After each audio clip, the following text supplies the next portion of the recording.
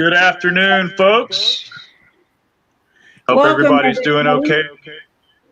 This is Jody with Monkeys 2 and the Delusion 2-hour podcast with my fabulous host Chad, with our guest speaker today, Clint Richardson. He's going to be talking about the 9-hour, would you call it a documentary or? I don't know. I kind of feel like it's my new little contribution to whatever, because I call it an audio-video book, basically. Well, yeah, that's kind of like how it feels when you're watching it. Yeah.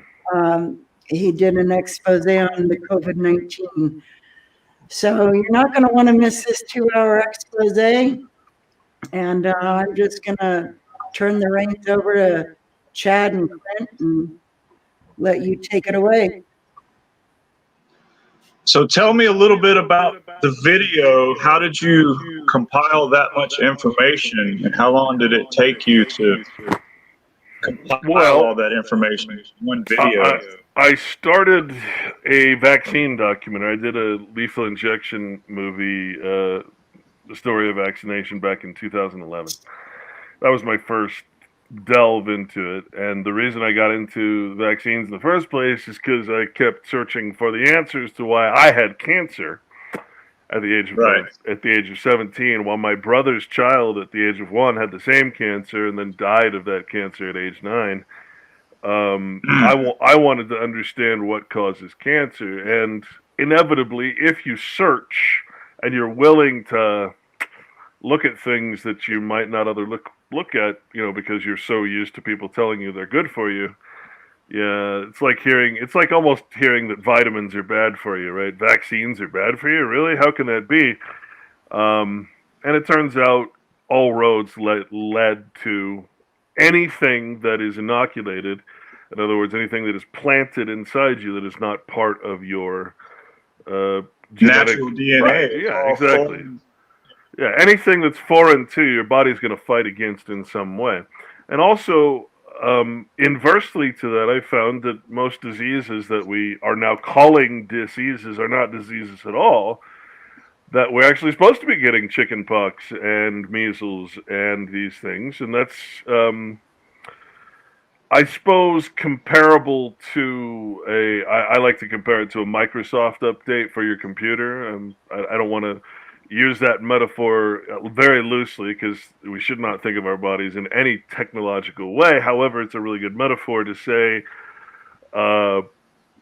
measles goes in, it gets your you express the symptoms of it, which you're supposed to do, and they're very mild. I had measles when I was a kid. I remember being so miserable. That was like one of the most miserable memories of my youth, was having the measles. Well, that's rare, because, you could go back and watch the Brady Bunch, you can go watch all these shows, and measles was almost a joke disease.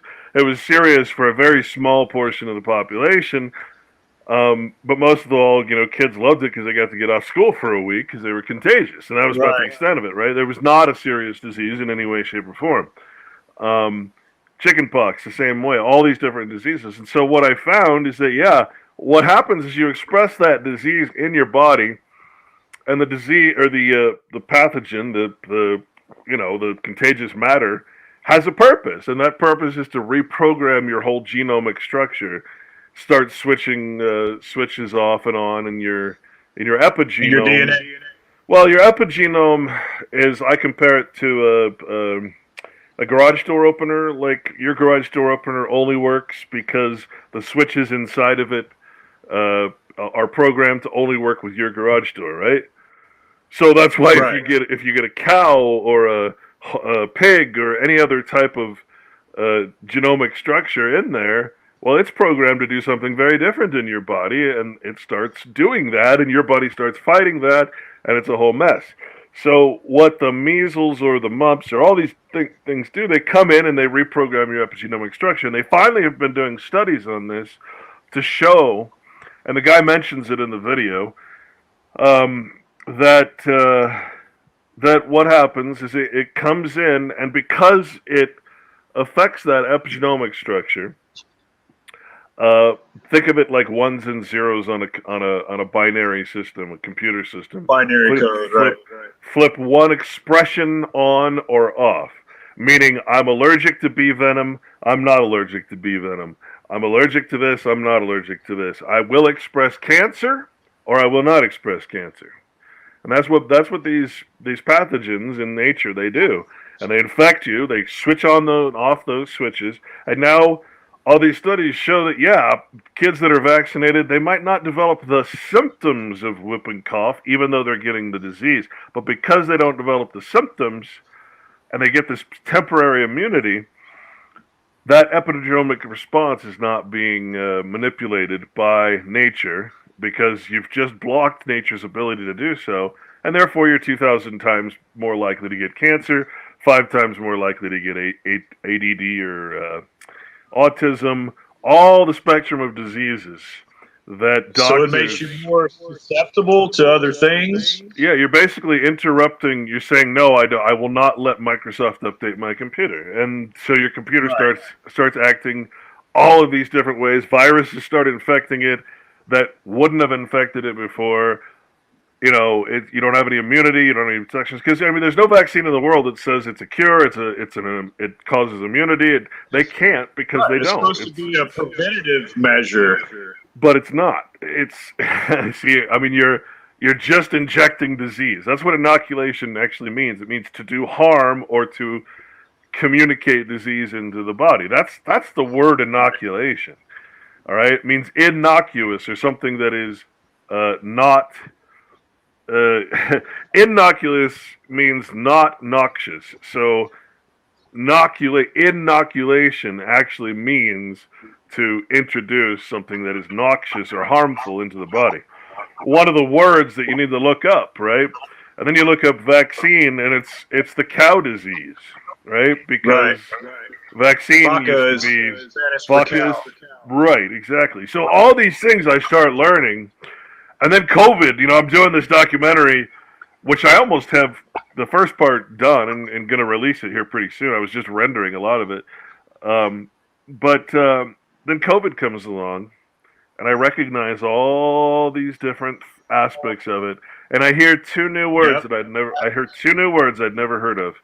Gain of function and loss of function, gain or loss of function, and then dual use. And when I heard those two words, and I heard the guy who wrote the Biological Weapons Act was talking about it, they were talking about it in the studies they were doing on SARS and MERS and H5N1 and all these different viruses that they've genetically recreated in their own image, So I'm looking at that, and I start looking up gain of function, what it means. And it basically, if you define it, it just means mutation. Right? Yeah. And that sent me on a whole different journey, looking at what all of that means and what it entails. And then I find this forum. I find out that this has been under debate for a long time, for 20, 30 years, that should you or should you not purposefully mutate a virus to make it more virulent, more contagious, more harmful, more resistant to drugs, make it airborne, right? Which it cannot happen in nature, all of these things. Should you do that in a lab just because you can, and because there's this 1% chance it might actually happen sometime in the distant future, or that someone else will make a biological weapon? So basically, they're biologically weaponizing all viruses known to man and unknown to man, and calling it as peaceful or non-biological weapons research, even though what they're doing is making biological weapons in the lab. Right. What's the term that you use? Dual purpose research or something? Yeah, well, dual use is a term that can be applied. That's it. It can be applied to anything that is intended for good but can be used for harm. Nuclear fission, right? I just found the way to harness the atom, and now I can create power for everybody on Earth. But I can also, I'm the evil side, I'm the military side or the government side, I can also use that as a weapon, right? So anything that can be turned into a weapon, essentially, or used for insidious purposes is called dual use research. And all the research they're doing into all these viruses is, in fact, labeled as dual use. So aren't they doing that in all other fields though? With pretty much any technology, anything they create, they militarize it and figure out a military application for it first. Well, I think And the then reason these studies are being funded in the first place are, hey, let's add all these gains of functions, because then now we can create a vaccine for our new patented property, which is a deadly virus, and we can then create new drugs and patent those, and we can do all this stuff, even though it would never happen in nature, right? There's no way that's something that, I mean, that's the way we're built. Human viruses affect humans. Monkey viruses affect. The only way they're going to affect you is if you purposefully get them into your body, or if they go through another animal that you get infected by, which is really difficult to do. H5N1, highly pathogenic H5N1. So that was the subject of the forum I found. The forum itself is many hours long. And I had to cut hundreds of hours of research down to this 10-hour documentary, which is why it's so long, because you need to see it yourself to believe it, because everything I'm saying, these scientists are actually sitting around in this forum, and they are literally explaining how they do it. They're explaining the whole process of how they've made H5N1 airborne, infectious to humans, whereas before it could only go from bird to animal to human, and a human couldn't spread it to another human. Well, in their wisdom, they have now made it spreadable from human to human in the lab. Right. And of course, then they talk about all the lab escapes and all the accidents that happen where these pathogens are getting out. Right. So what do you think COVID is, right? SARS, they admit, was lab grown and escaped from the lab. MERS escaped from the lab. H1N1, right? Spanish flu. All of these things, they dug up the Spanish flu from the. All this. It's unbelievable. They patented it, and then a couple months later, it's released into the public, right? I'm shocked that this is going on behind my back, but let alone everybody's back. Once I started looking into that, then I put my vaccine documentary aside, and I said, well, obviously this needs to be out there.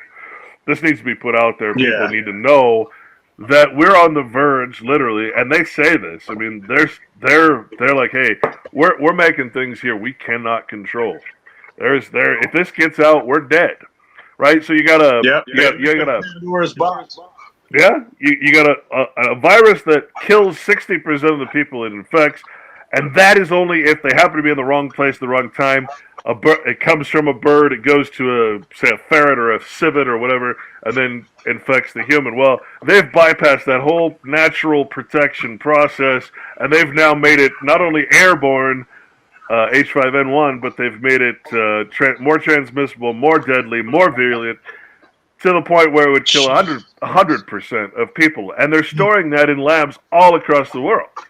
It's nothing. Like there's no responsibility. There's no moral compass behind these people. They're psychopathic. No moral compass. Yeah, I mean, violates absolutely. Every ethical standard you can imagine. And not once do you hear the notion of do no harm or anything ethical being mentioned, except the ethics that they create to justify their work. Now, again, the reason it's being debated is because it's dual-use research, meaning the term dual-use means that it could be used for nefarious purposes. It could escape the lab, or what they're really debating about, which amazed me, was they're publishing the results. So they're recreating the entire virus, right? And then they are publishing that so that anybody in their garage with the right equipment could recreate it and just, either mess up or release it on purpose or accident. They don't care. It just seems like they don't give a crap. There's no responsibility. Yeah, no, nothing. And just to hear them talk about that. It's all by design. Well, whether it is or isn't, at this point, it doesn't matter anymore because you're talking about something that will kill us, the majority of people, if not all the people. And I don't think there's a distinction to be made there that they care about. And I'm not sure that most of the time when you're talking about creating biological weapons, you're also talking about creating a cure to the weapon. They're not creating weapons. They're creating anything they want to, like children playing with Legos, right? They're just recombining things to see what happens. This is not science, mind you. This is playtime. This is playtime for scientists. No, and I cover that. It's a very important topic, which is this concept of scientism, which is it's like the worst religion in the world. Yeah, the belief that science has all the answers. Science is superior to God. Well, you start thinking that, for instance, numbers or mathematics are the universe as opposed to some tool that might explain it a little bit, right? You start believing in the math and not in the nature of things, right? You start believing in the description or the metaphor, but not the real thing anymore. So it becomes, to them, nature becomes what you might call a simulacrum, which is a copy without an original. The thing the Matrix the Bible.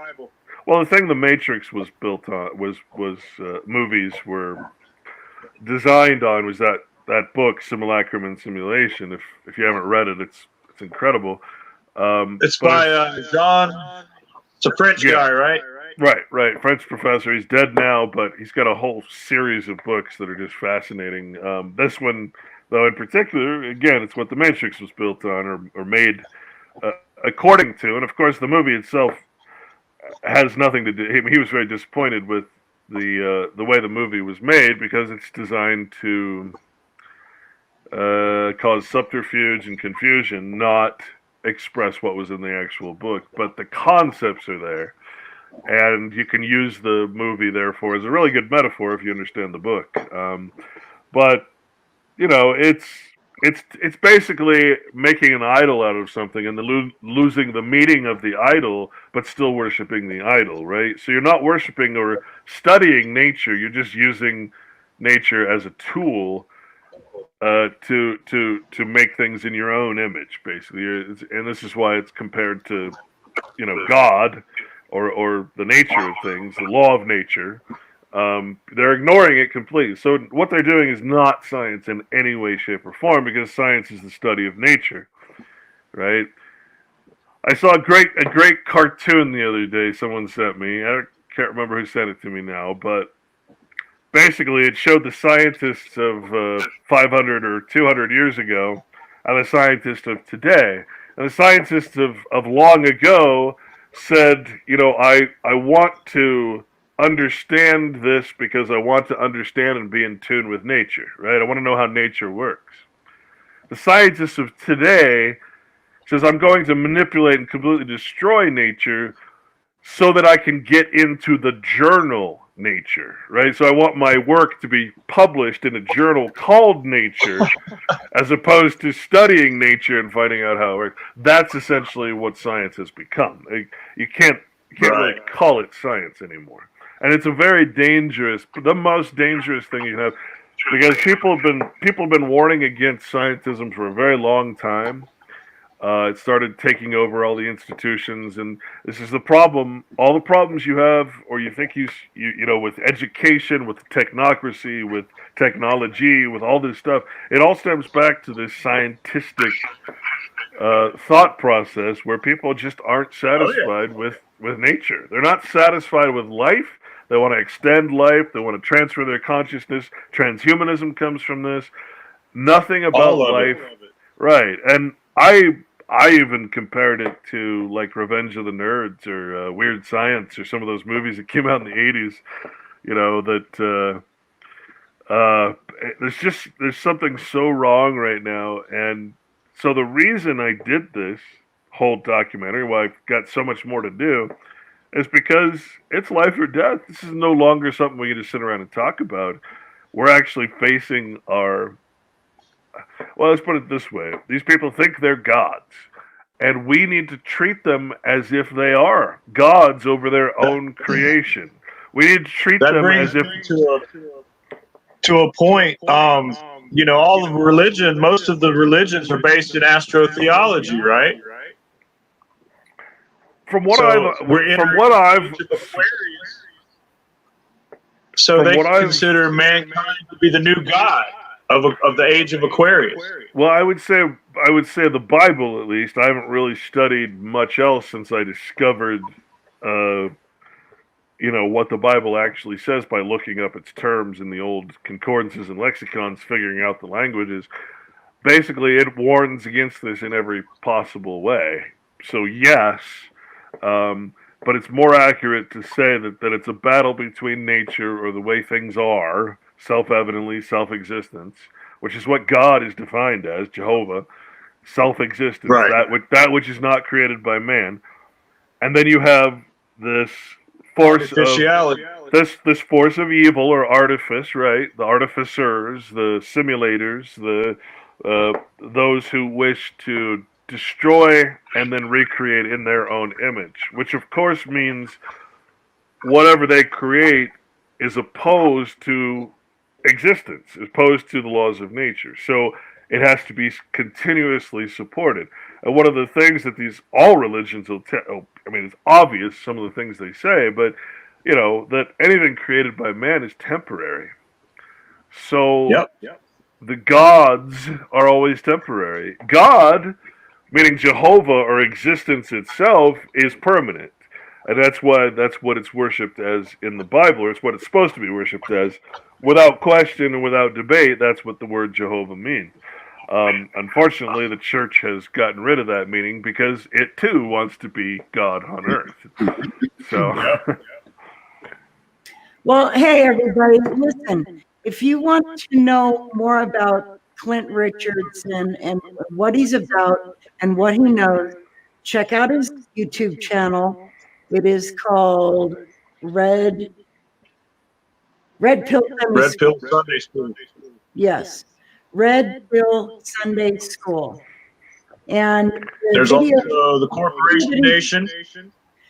The video that he's talking about right now is called Wagging the Dog Part 1, the story behind the story of COVID-19. It's very fascinating. It's very well done. It's very well researched. look, my idea behind this essentially is to create a master class after 20 years of research into vaccines, into the medical, the eugenics, and all these different institutions, education, university system, all these governments. I've reached a pinnacle of where I really can't go much farther without just diving into the same stuff and learning more. At this point, it's in my opinion, or in my vision, it's sort of a master. It's like going to taking a PhD course in something, right? Not a 10-minute video or a 2-hour documentary that's people are trying to sell you something. No, this is if you have any question whether you should receive any kind of injectable drug, but specifically vaccines, well, the answer is no, because that is the cause of most, if not all, disease that we have. Or modern disease, anyways. Diseases that weren't heard of 100 years ago. So this is a masterclass. I'm releasing, part 1 of the vaccine documentary here pretty soon, called Lethal Injection, which will actually be part 2 of, the continuation, if you will. Right. And then back and forth between the two, because there's so much more on this COVID thing as well that I haven't put in there, which is the propaganda, the drills, and all the stuff that that needs to be talked about too. Yeah, so I early on I collected as much information as I could, because I knew it was going to start getting confusing, because so many people were going to weigh in on it, give their opinions, and right now, I mean, people are saying viruses don't exist and all this stuff, and it's just all lies that I can personally prove to you. A lot of these guys that are calling themselves doctors. There's one psychiatrist, which I refuse to call a doctor, who's saying viruses don't exist and viruses are exosomes. And I have all the research that shows how viruses inject themselves into cells and thus into the exosomes, which are communication devices, and it carries the virus. Whereas usually the exosome would be something that helps you, it turns into a viral vesicle or vehicle that carries the disease, right? To say there's no viruses and that all disease is in this new age scientific, non-scientific way, all disease comes from within you. And It's pseudoscience. it's right, absolute pseudoscience, provably ridiculous. If you just read and if you know anything about the human biome and the human the neonatal virome, which is what that's what transfers to you from the placenta, from the mother's milk. That's why it's so important to have natural birth, because you're getting all of those, countless viruses that then program your epigenomic structure, program your ability to fight and receive what you're supposed to receive and fight what you're not supposed to receive. So that comes from the mitochondria, from the mother's DNA. Yeah. I mean, let's face it. All the father has to do is Right. I mean, father's job is pretty easy until but yeah, the virome itself, the neonatal virome, you can look it up. I mean, most of these terms are on Wikipedia and they're pretty well sourced. And then from there you can go and find all the scientific research. And the other thing is you could purchase viruses. You can purchase just about anything. Yeah. Online. So to say these things don't exist, what you find is that people get the word virus confused with what is viral. Yeah. Right, what is contagious, what is purposely meant to be contagious, why there's receptors and male and female communication devices on cells so that they can communicate with each other, because that's how we work, right? When I have a disease, I send out cells to the bone marrow, and the bone marrow then creates a bunch of CD4 or killer helper cells or whatever, and then you have viruses that'll fight that, like HIV. It'll reprogram the cell and stop it from communicating with the bone marrow. Therefore, you have no T cells being created.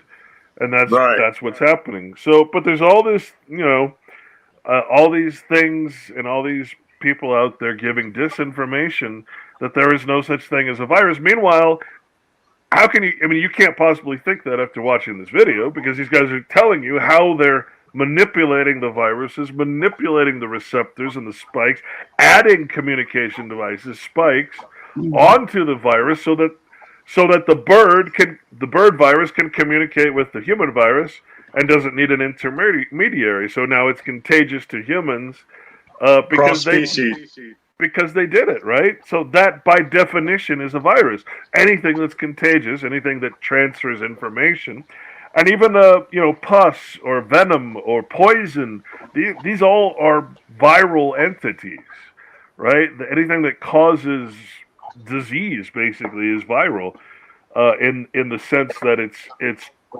disrupting the normal communication routes, cells and stuff in your body, proteins, prions, all these different things.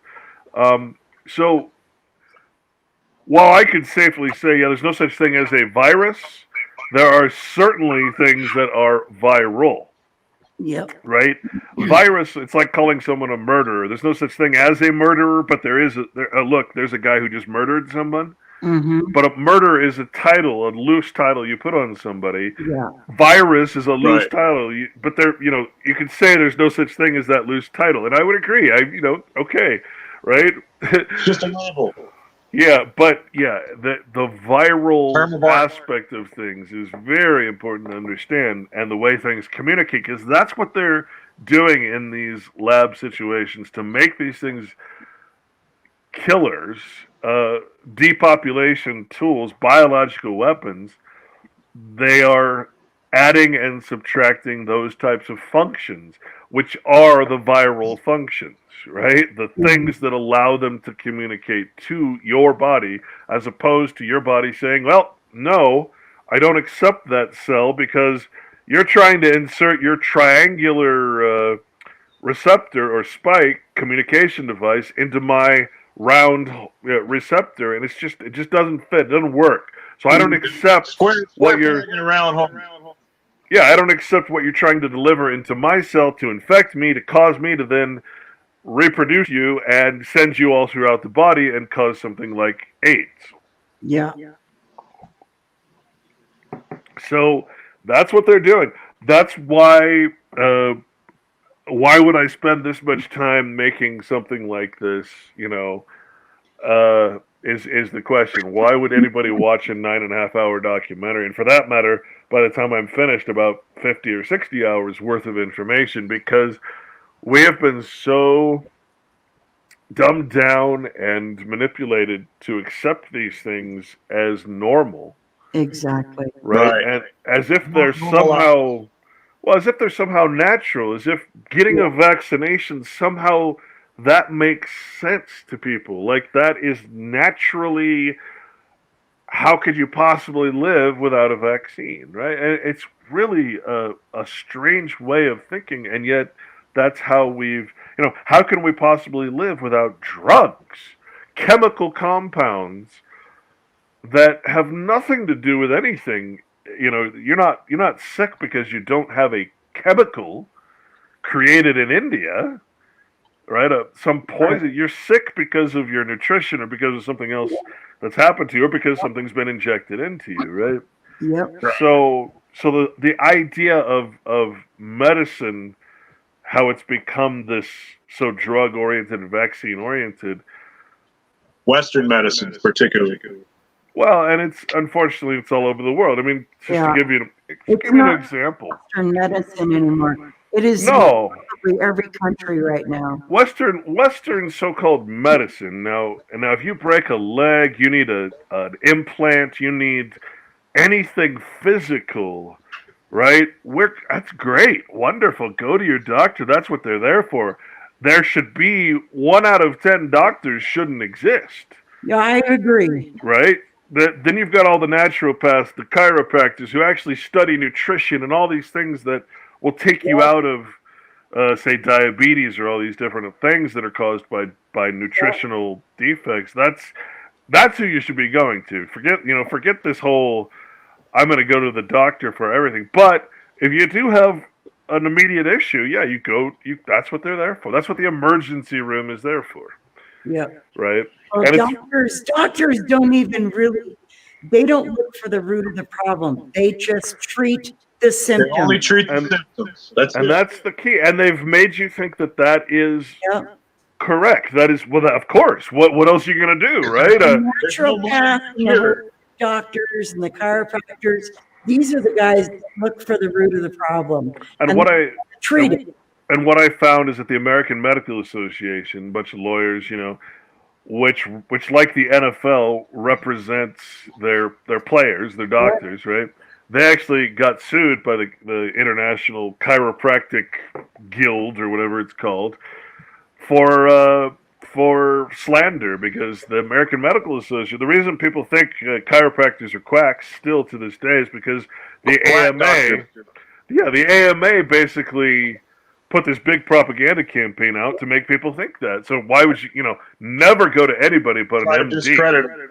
Never go to anybody but an MD for all problems. No one else knows anything but your doctor, and it couldn't be farther from the truth. As one of my documentary guy says in this new documentary I'm going to put out, that the number one cause of bankruptcy, number one cause of harm, and they're listed as now the number 3 cause of death, even though they're the number 1 cause of death, because after heart attack and cancer, or stroke, cancer and heart issues, number 4 is COPD, and the number 3 is iatrogenic or doctor-caused death, right? Because before there was no way to monitor that. There's no way.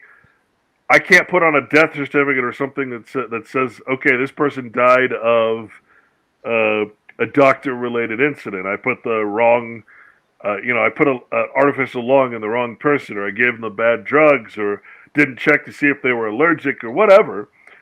That's not even an option to say, I'm a doctor and I killed somebody. They'll just say, well, he died of the symptoms of the disease I caused. Yes. Right. And Right. in Idaho, you cannot sue your doctor for malpractice. No, it is so hard to sue a doctor nowadays for malpractice. In I Idaho, mean, they made that law last year or the year before that. And that's the problem. Now you gotta consider, you have to have some common sense and responsibility for yourself here, because if you think about it for just a moment, why would you go to someone for your health, to improve your health, who has malpractice insurance? Mal means evil or bad. Yep. So Yep, bad malicious. practice.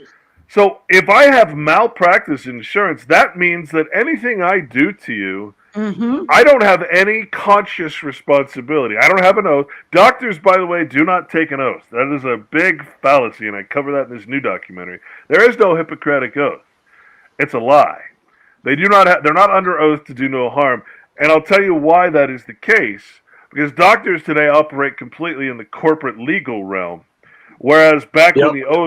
when the oath was created, you had men who were still conscious, moral beings. Their word Who- was They took responsibility for their actions.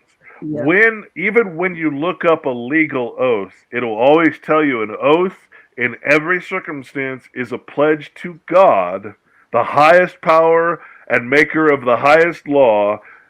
No matter, and back then it was the gods, because that's what they believed in, right? So no matter what it is, you're pledging to a higher power and putting your soul, technically, on the line for that oath. Okay, the oath is never to the state or to, it's an oath to God that you may perish and be ridiculed and taken out of the medical profession if you do harm. That is why the oath has no meaning to these people, because most of them are atheists and most of them are scientistic, meaning they don't use the scientific method. They have a belief system. They believe they are gods and they can do anything. And to back that up, they have malpractice insurance. Okay, I think most people have heard or have been harmed in some way, because 1 out of 4 people is harmed, in every hospital. You're talking about up to 400,000 people dying in the United States for medical-related, doctor-related issues, whether it's drugs, the wrong implant, the wrong whatever, bad surgery, bad. All right, now if you were look to, at the opiate epidemic, man.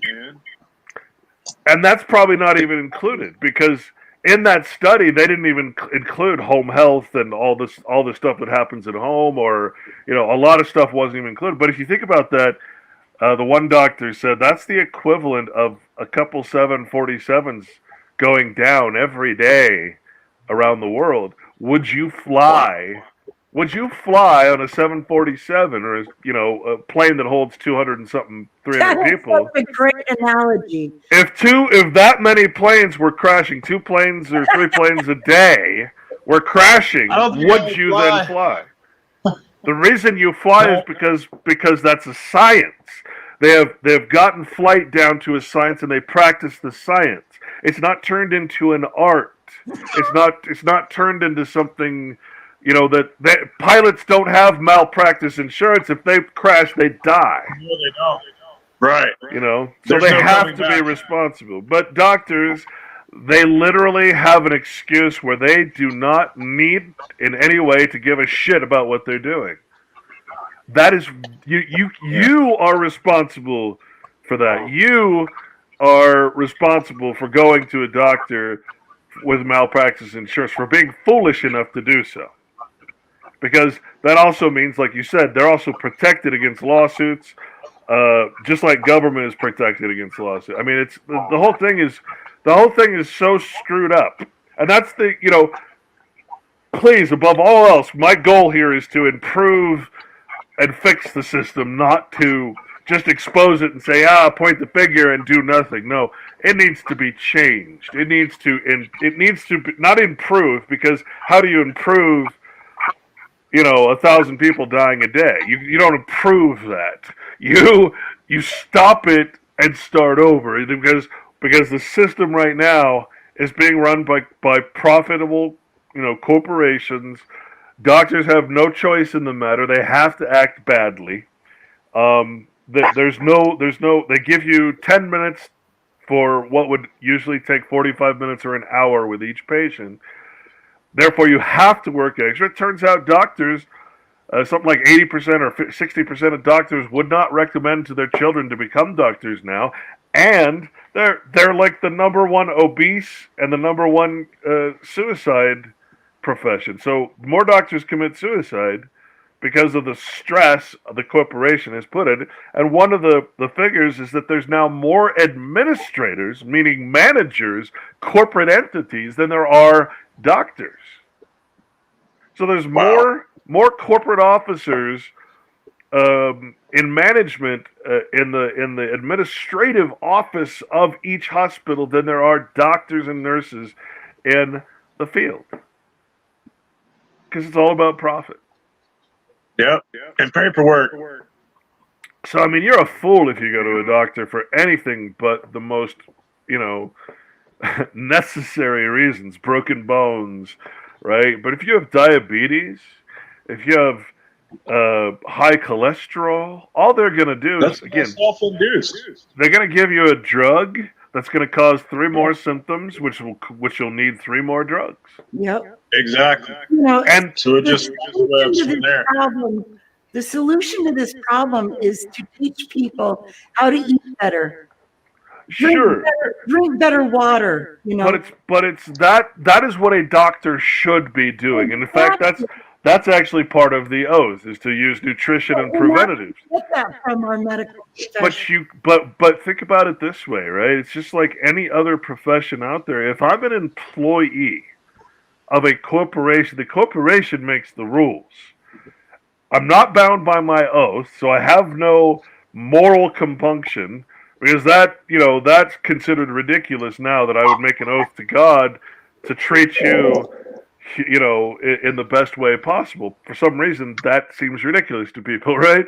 That I've pledged my soul to treat you, with utmost respect and care. Oh no, that's silly. That's religion.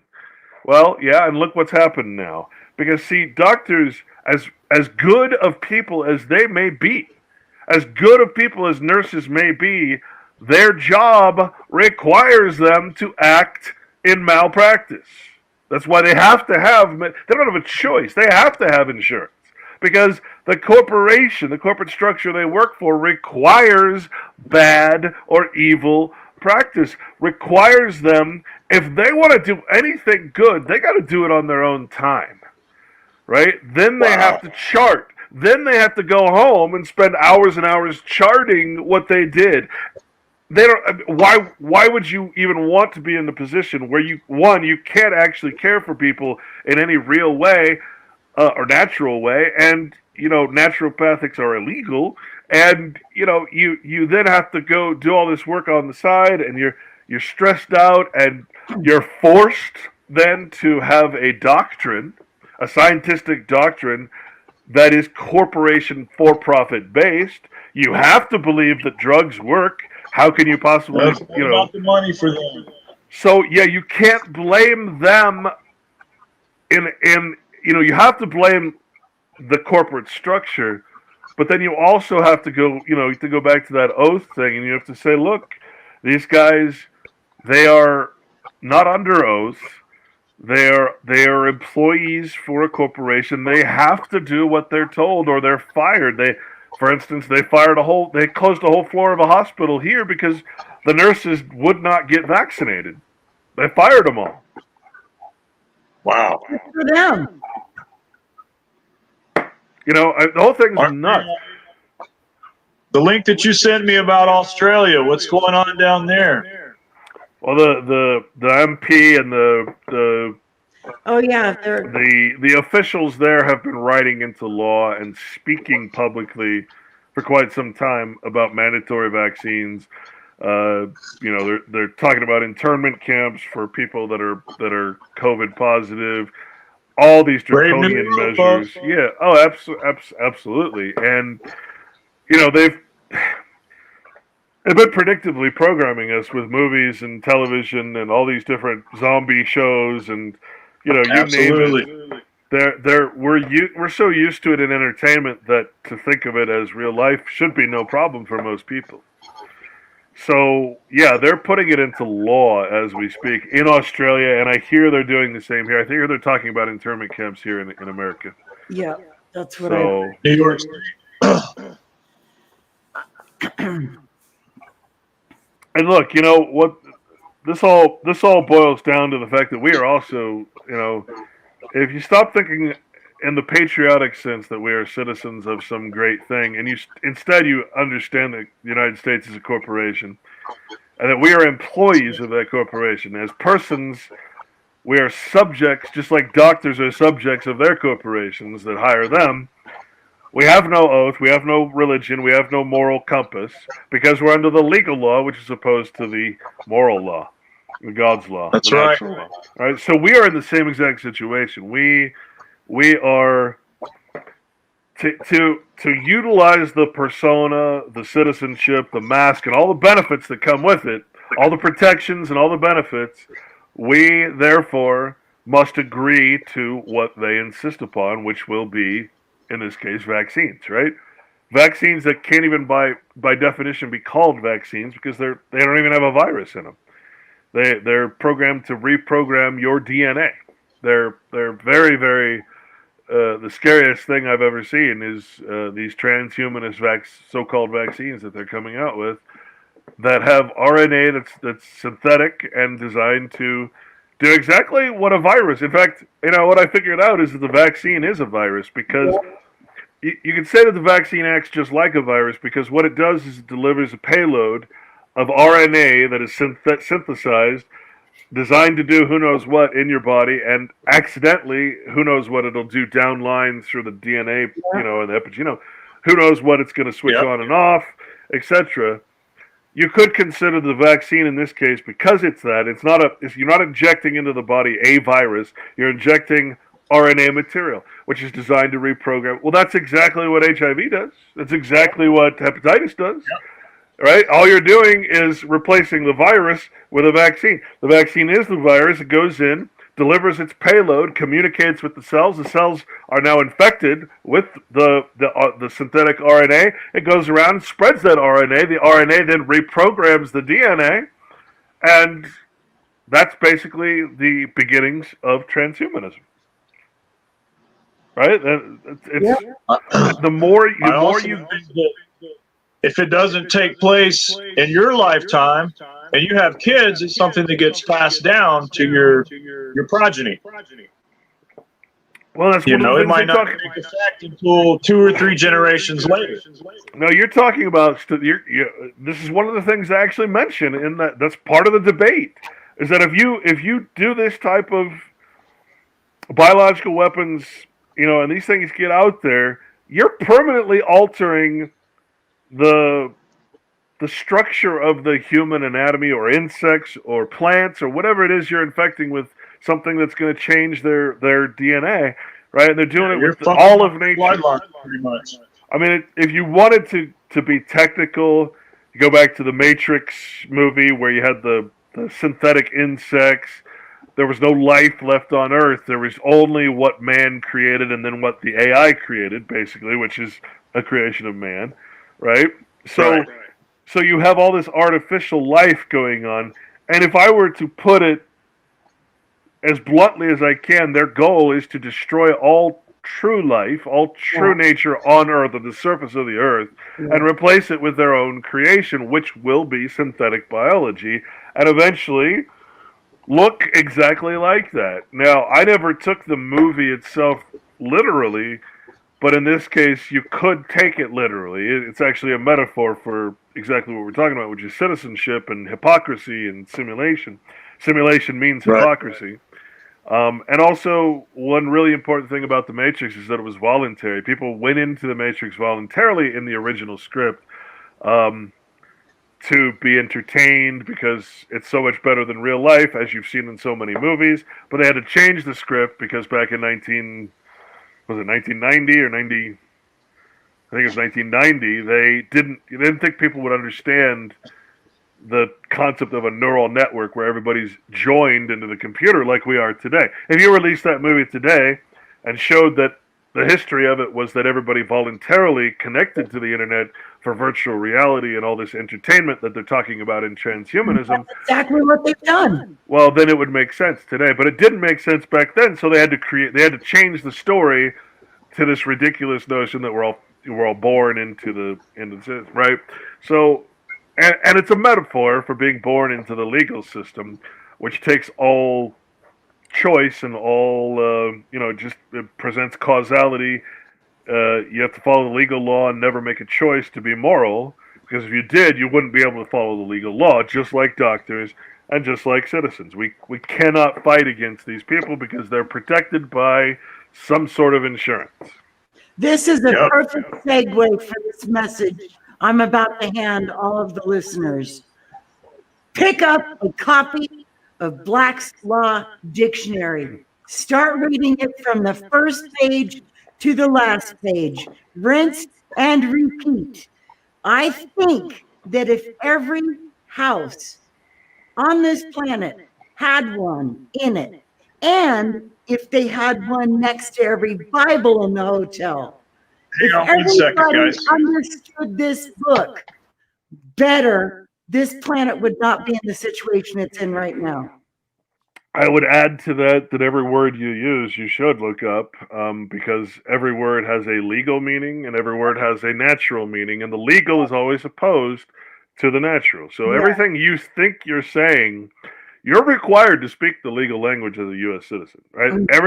Even though you think you're saying one thing, you're saying the opposite, and they know that, right? That's the whole trick of that's the beautiful, wonderful, amazing treachery and trickery that they've put upon us, is that we're speaking what we think is the natural language, but employees don't get to speak the natural. They got to speak the language that's assigned to them, and it's a copyrighted language. I would also add Webster's 1828 dictionary, because that's a good one.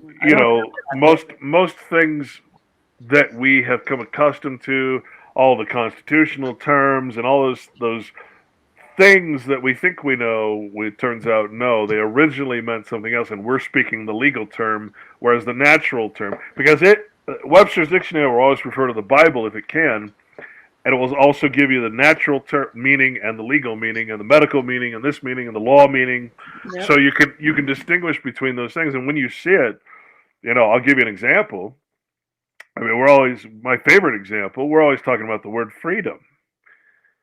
And one of the things that just blew my mind is that the natural meaning of freedom is to be self-governing under the law of nature. In other words, do not accept anything that's artificial that'll take you out of the reality, out of the law of nature. But when you look at the legal version of freedom, which is what we all have, or we believe we have natural freedom, but in fact we have legal freedom, which is called franchise. So freedom, liberty. Freedom means franchise, right? Well, if you think about a franchise, any franchise, a McDonald's franchise, any kind of corporate structure, all that makes you is, again, an employee or a tool, an agent of some principle, of some higher force, right? So any time you're in a franchise, that means you're under a set of laws that are not of nature, that are of some corporate artificial structure. Can I add something right quick, Clint? Yeah, absolutely. Liberty. It's the same thing with liberty. People think liberty means freedom, and that's not the case. Okay, when sailors pull up into a port and they're allowed to leave the ship, they have what's called liberty. Mm-hmm. They can leave the boat, go out on the land, go bar hopping, whatever, but they have liberty. They have to return to the ship. They're not free. they're not free to leave and not come back. Right. They're tied to that military ship.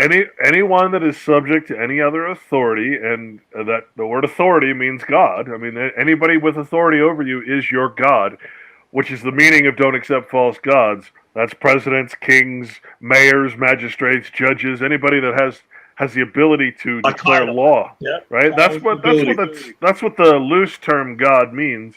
And they replaced that in the Bible. They replaced Jehovah over 6,000 times it was used in the Bible. They replaced it with God and Lord so that you'd be confused. You'd never know what God is. But yeah, you're not supposed to follow any other gods. Well, I mean, people worship Jesus as God. Well, wait a minute, that doesn't jive with Jehovah. So everything's been completely turned backwards. So we don't. But if you read the meaning of these words, you realize, oh yeah, religion is basically another form of this scientistic belief, or this artificial belief structure. Liberty is a term that is, when defined, it means freedom. But any employee or agent of any authority has certain liberties prescribed to them. In other words, if I'm an employee if I'm the assistant to some vice president, he has given me his authority to do certain things and not given me authority to do other things. Okay, that's liberty, right? Liberty. Now, liberty under God, or freedom under God, natural, real freedom, is also considered a franchise in the sense that you must obey the law of, as we say, nature or God, two interchangeable terms, meaning the nature of the universe, that is Jehovah, right? The existence itself, everything as defined in the Bible, in the concordances, in the lexicons, and all the way back through the times of the Greek philosophers, this word was present there, right? So, and it was never meant to be debated. Like, I don't believe in God. Well, then you don't believe in existence, and that means you're a nihilist, right? So you gotta understand that to have any kind of freedom, you must deny all other law and all other authority figures. Well, that's the opposite of citizenship, obviously, right? People, when people formed the Union, they didn't give away any of their rights. They signed a constitution that protected their already natural rights, God-given rights, as they said in the Declaration of Independence. See, and what we've been fooled into thinking is that we have constitutional rights. There's no such thing as constitutional rights, because the Constitution only protects rights that are God-given or inherent in men. We give that up to be citizens of that corporate structure in Washington, D.C. that extends its territory or its jurisdiction, right? So you're plucked out of nature and put into an artificial structure, or, if you will, a matrix, a legal matrix. So you have no God-given rights anymore that you're expressing, and therefore the Constitution doesn't apply to you. It doesn't protect anything, because all your rights come from government, not God. And if you understand that, you understand 90% of everything that's our problems. Because why can't we do anything about this? Why are we so...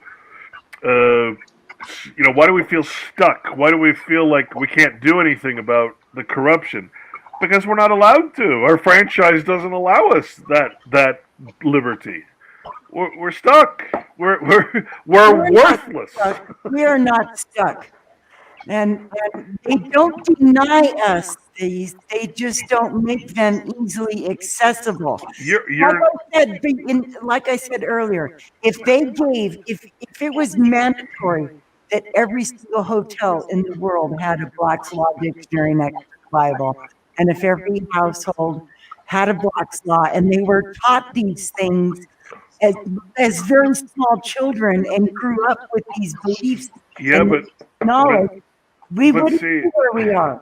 This is why it's so important to understand that everything is voluntary, that our participation in any nation or corporation or as an employee, citizen, it's all voluntary. Of course. Right? But But the problem is, the only enforceable law is the legal law. The moral law is something you have to choose, just like doctors must choose to fulfill their oath. However, if they fulfill their oath, they'd be fired from the corporation. They wouldn't be able to practice medicine. If we fulfilled our duty to God, the biblical law that is put out forward, we'd have to give up everything, all our citizenship, our properties, all of it. We'd have to give up all of it to actually follow the law, which says take no gods before us. Well, again, what is a god but a magistrate, a king, a president? We'd have to get rid of all of that. So that is voluntary. That is something you have to do from within. So the point is that it's not something that you can enforce. Only you can enforce it, in other words. But the legal law is enforced against you. So you can't go against the magistrate if you're its subject, right? You'll be charged under the law. But you cannot be charged under the law of nature because it's always considered highest, right? So until you voluntarily give up your natural rights, your God-given rights, as they call them, and you accept legal or contractual rights, contract is the main tool of the devil, then you've given up your right to challenge any authority. If you're an employee of a corporation, you don't have the liberty or the right to go against the corporation. You'll be fired. Or in this case, put in jail, taxed, extorted. All that's you've accepted the rights in Title 42, 1981, man, my favorite. It says you have the right. You have the right to be put in pain, taxed, licensed, and extorted. Yep. Extorted from.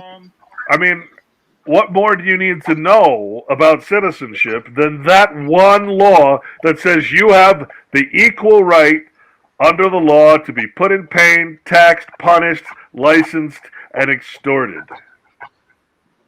That's what you've agreed to. That's U.S. code. So, right, that is your liberties, which I mean, they're called positive rights, and anything under God is negative, and that means that it comes from nature. It doesn't come from man. In other words, it's inherent. What is negative is a good thing, because it already exists within you, and that's what the Constitution protects. But because we get all our rights from government, we have no constitutional protections. Only the government does. That's why people need to start reading Black's Law Dictionary. Yeah, I mean, that's why I've written 3 books and all my blogs about it, because it's You're trying to wake up people. How we've been brainwashed. I mean, it's just amazing. Yeah. The problem is we don't know anything about it until we're already neck deep in the system and it's too late. You know, we're already caught in the web. You're born into it, or you're birthed into it. We're born into it. We're given a social security number at birth. Our parents, our mother informs on us. The school system is set up to teach you everything about it. Everything's set up to brainwash and program us. Yeah, I mean, it's a feudal system that we're in. It's a contractually applied, we agree to it, in other words, to be in a feudal system. And that's exactly what we are. We're feudal tenants. We have no property, even though they say we do. All property belongs to government. That's just like all of nature belongs to God, including us. But if we choose to leave nature and enter into the artifice, well, then we've chosen a new God, a new lawmaker, in other words. Yep. I know a young gentleman who he has the long copy of his birth certificate, and whenever he gets pulled over in a car, the policemen always say, "Okay, have a good day, sir." They don't bother him. They don't. It's amazing what that piece of paper can do to you. There are things, I mean, there's things you can do within the matrix that allow you to do, but as long as you're in it, you're still in it. If you're saying I am Clint Richardson with this Social Security and this, that, and this address, this federal address, and Oh this. no, he was never given a social security card. He never got a social security number, a social security card. But his father got his birth certificate, the long form, the original one. Mhm. And then his father passed away, but he And all you need is it used to be recognized. The Bible, the family Bible, was your birth certificate essentially. Yeah. So, there's so much to it. It's hard to talk about the whole. Well, and that's why I've created this channel and this podcast podcast, Clint. I like podcast too. Instead of a podcast, it's a pod class. Well, this has been going on for so long now, and I've certainly witnessed a lot of people come and go, a lot of disinformation agents, a lot of and that's the majority, unfortunately. Whether they're witting or unwitting, they're spreading the lies that are the truth movement, and unfortunately. We call it the Patriot mythology or all these different things, People believe they can get a lodial title, but a lodial title, of course, only belongs There is no lodial title in this country. There is. It just belongs to the state. Mm-hmm. You can't go any higher than the state. Well, this is what people don't understand. And this is very important because this is there's a couple of maxims of law, and maxims are the highest thing they go by. You can never have a status higher than your God. And if your God is the state, you can't have a lodial title, but it can, and it can grant you what they call a perfect or fee simple type of title. You hold it through the state because that doesn't exist in nature. There's no allodial title in nature, right? No. God doesn't issue paperwork. So if you think any kind of paperwork makes you free, you're sadly mistaken. It still comes from man, right? And you're still using their property. And I gotta, I'll be honest with you. I'm tired of talking. I'm tired of hearing people talk. I'm tired, and I commend you for starting a new outlet to do this. But I mean, there has to be a point where the talking stops and the action starts. People, though, that don't know these things, and they're very hungry for these things because they've been woken up in the last few years. Yeah, and we talk about it, and that's the problem. Is that I can't think of one person right now, including myself. They're looking for a paper solution. Right. There's no paper solution out there. No, I don't know. I've put it out there for people who are in the know, really like private people who are taking advantage of all the ignorance that they've bestowed upon us, to come forward and teach me. I've studied everything I can study. I understand what it is to be self-governing and worship God as the law of nature, which is the anthropomorphization of Christ. I understand everything, but I don't know how to go from one place to the other in a way that erases the legal identity. That's the part I can't figure out, except to get a death certificate, which is an end of contract. The only I'm begging someone to teach me. I've learned all I can learn on my own.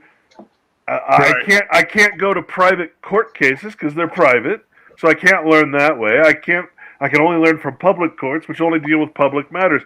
I'm at an impasse, and everybody else out there can only go so far unless someone out there who has been born into this system or lack thereof.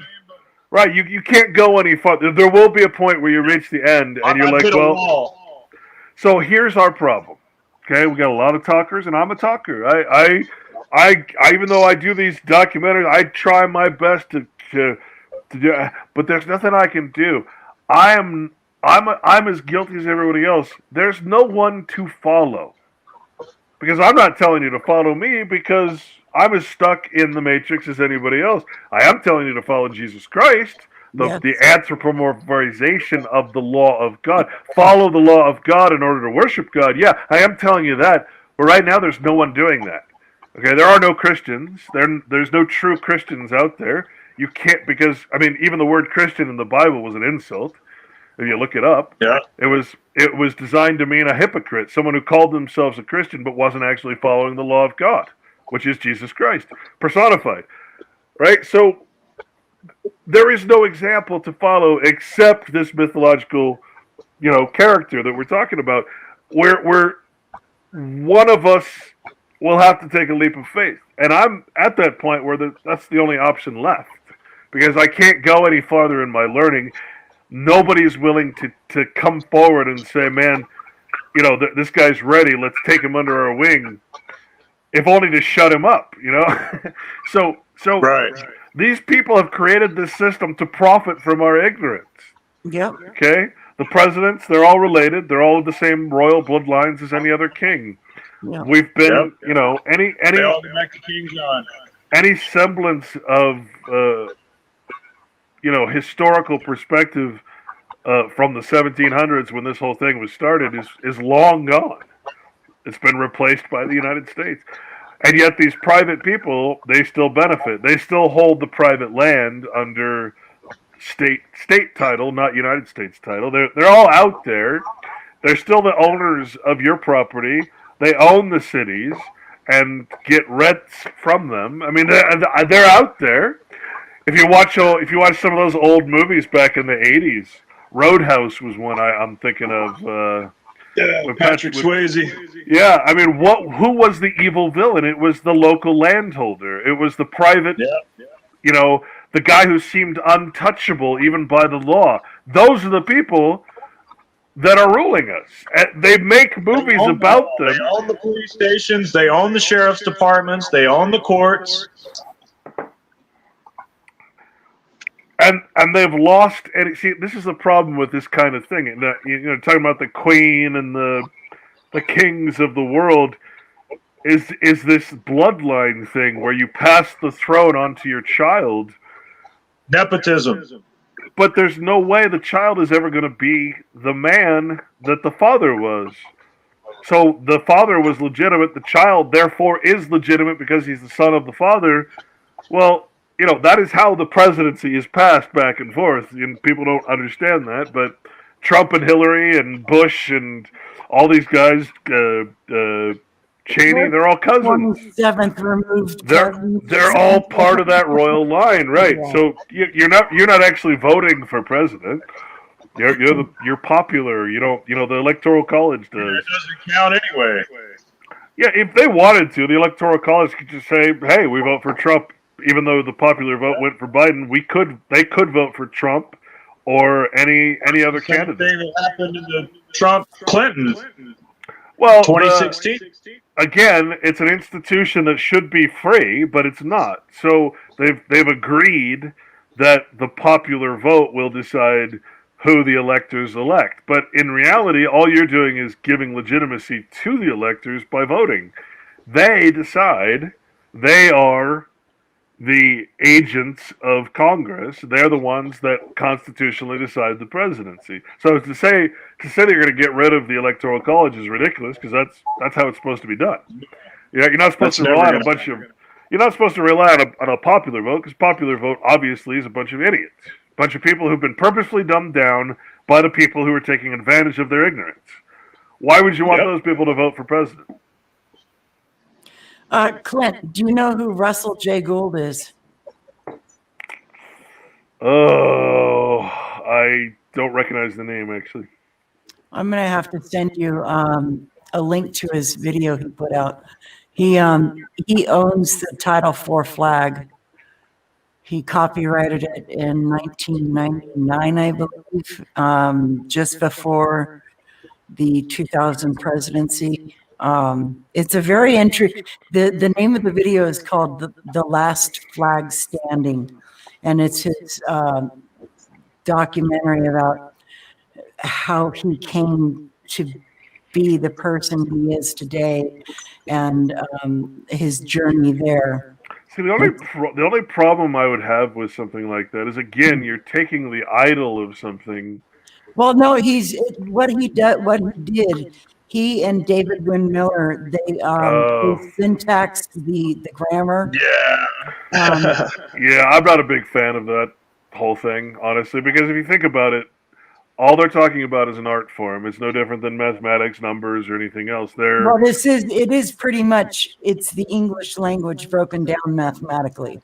But there's no such thing as numbers in nature. There's no such things as words in nature. There's no such thing as letters. There's no such thing as symbols, and there's no such thing as statues or anything else. These are all man-made creations. That's the important part to understand. So anything they're talking about is purely a creation of man. And if you put your faith and trust into it, you're not putting your faith and trust in reality, in nature. Well, that's the problem. So before you go on, anything he's done has been inside the matrix, inside the legal system, because you can't declare to God that this flag is something. You can't declare to nature, to reality, anything, because it's all owned. I won't say owned. It's property of God. And when I say property, I mean like hydrogen is a property of water, not owned by a piece of paper, but it's actually, we are a property of nature. We come from God or nature.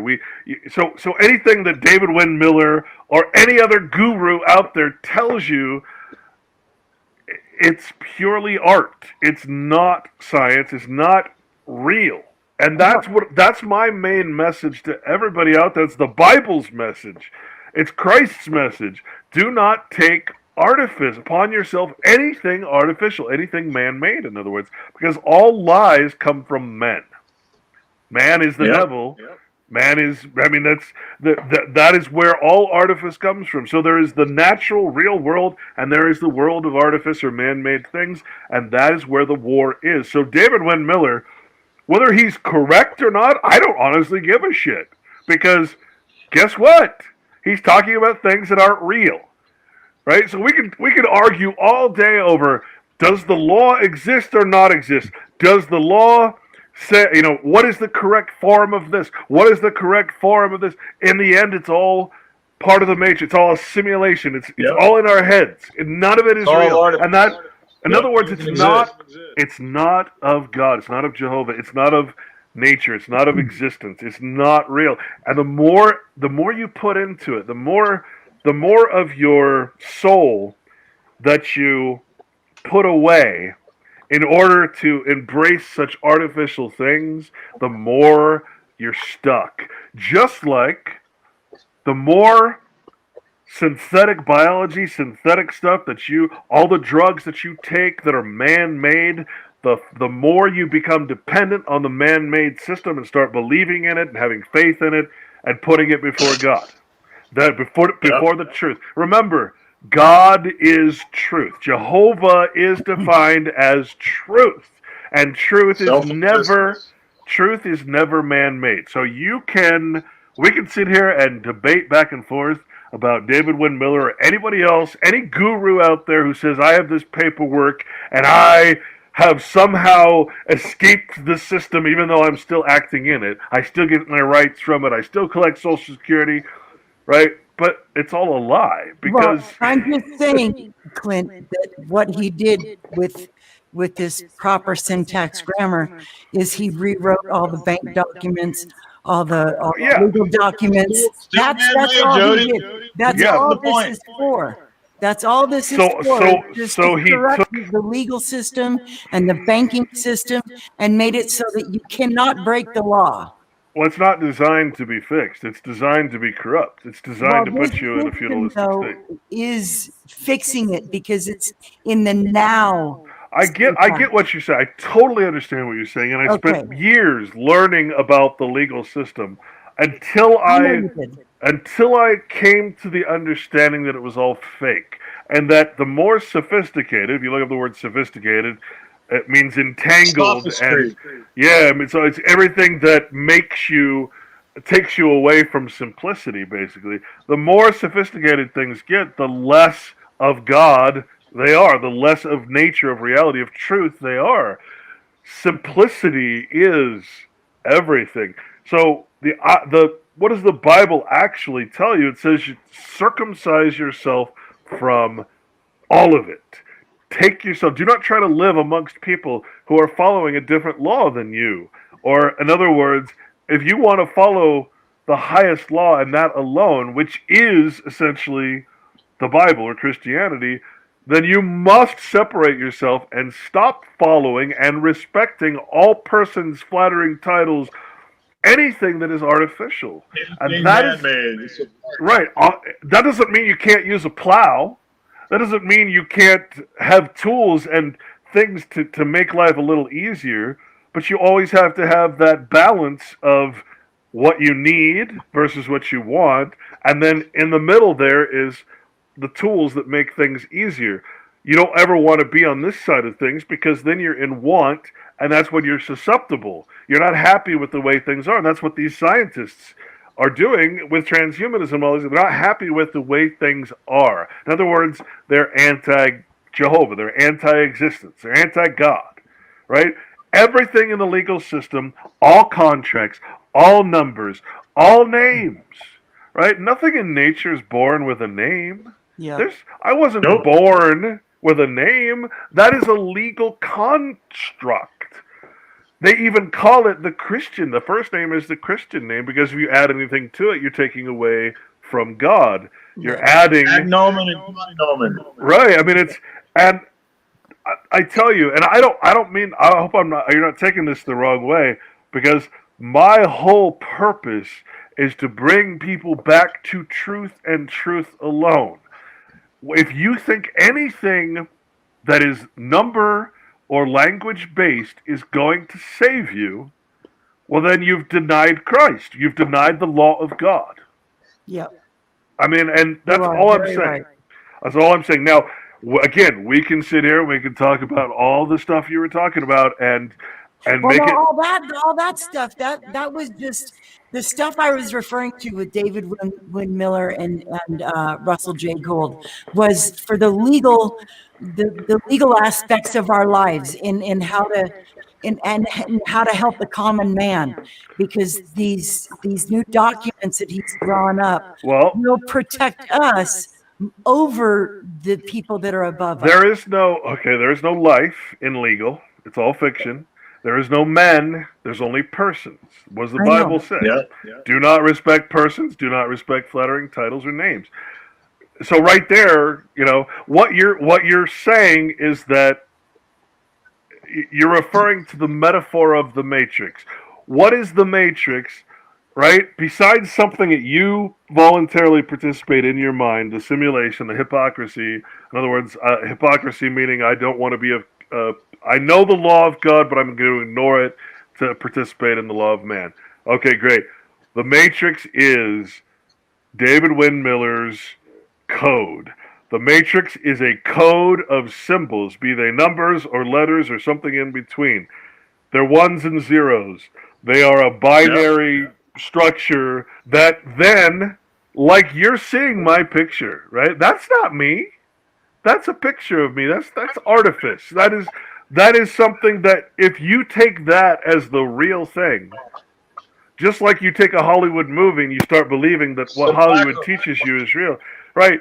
All of that stuff just increases the real feeling that you get by being in the simulation, in the artifice, and you say, look, like that tree over there has roots that go all throughout the earth, so too does the legal matrix have roots that go, they're so sophisticated, and they're based on language, and they're based on this and that.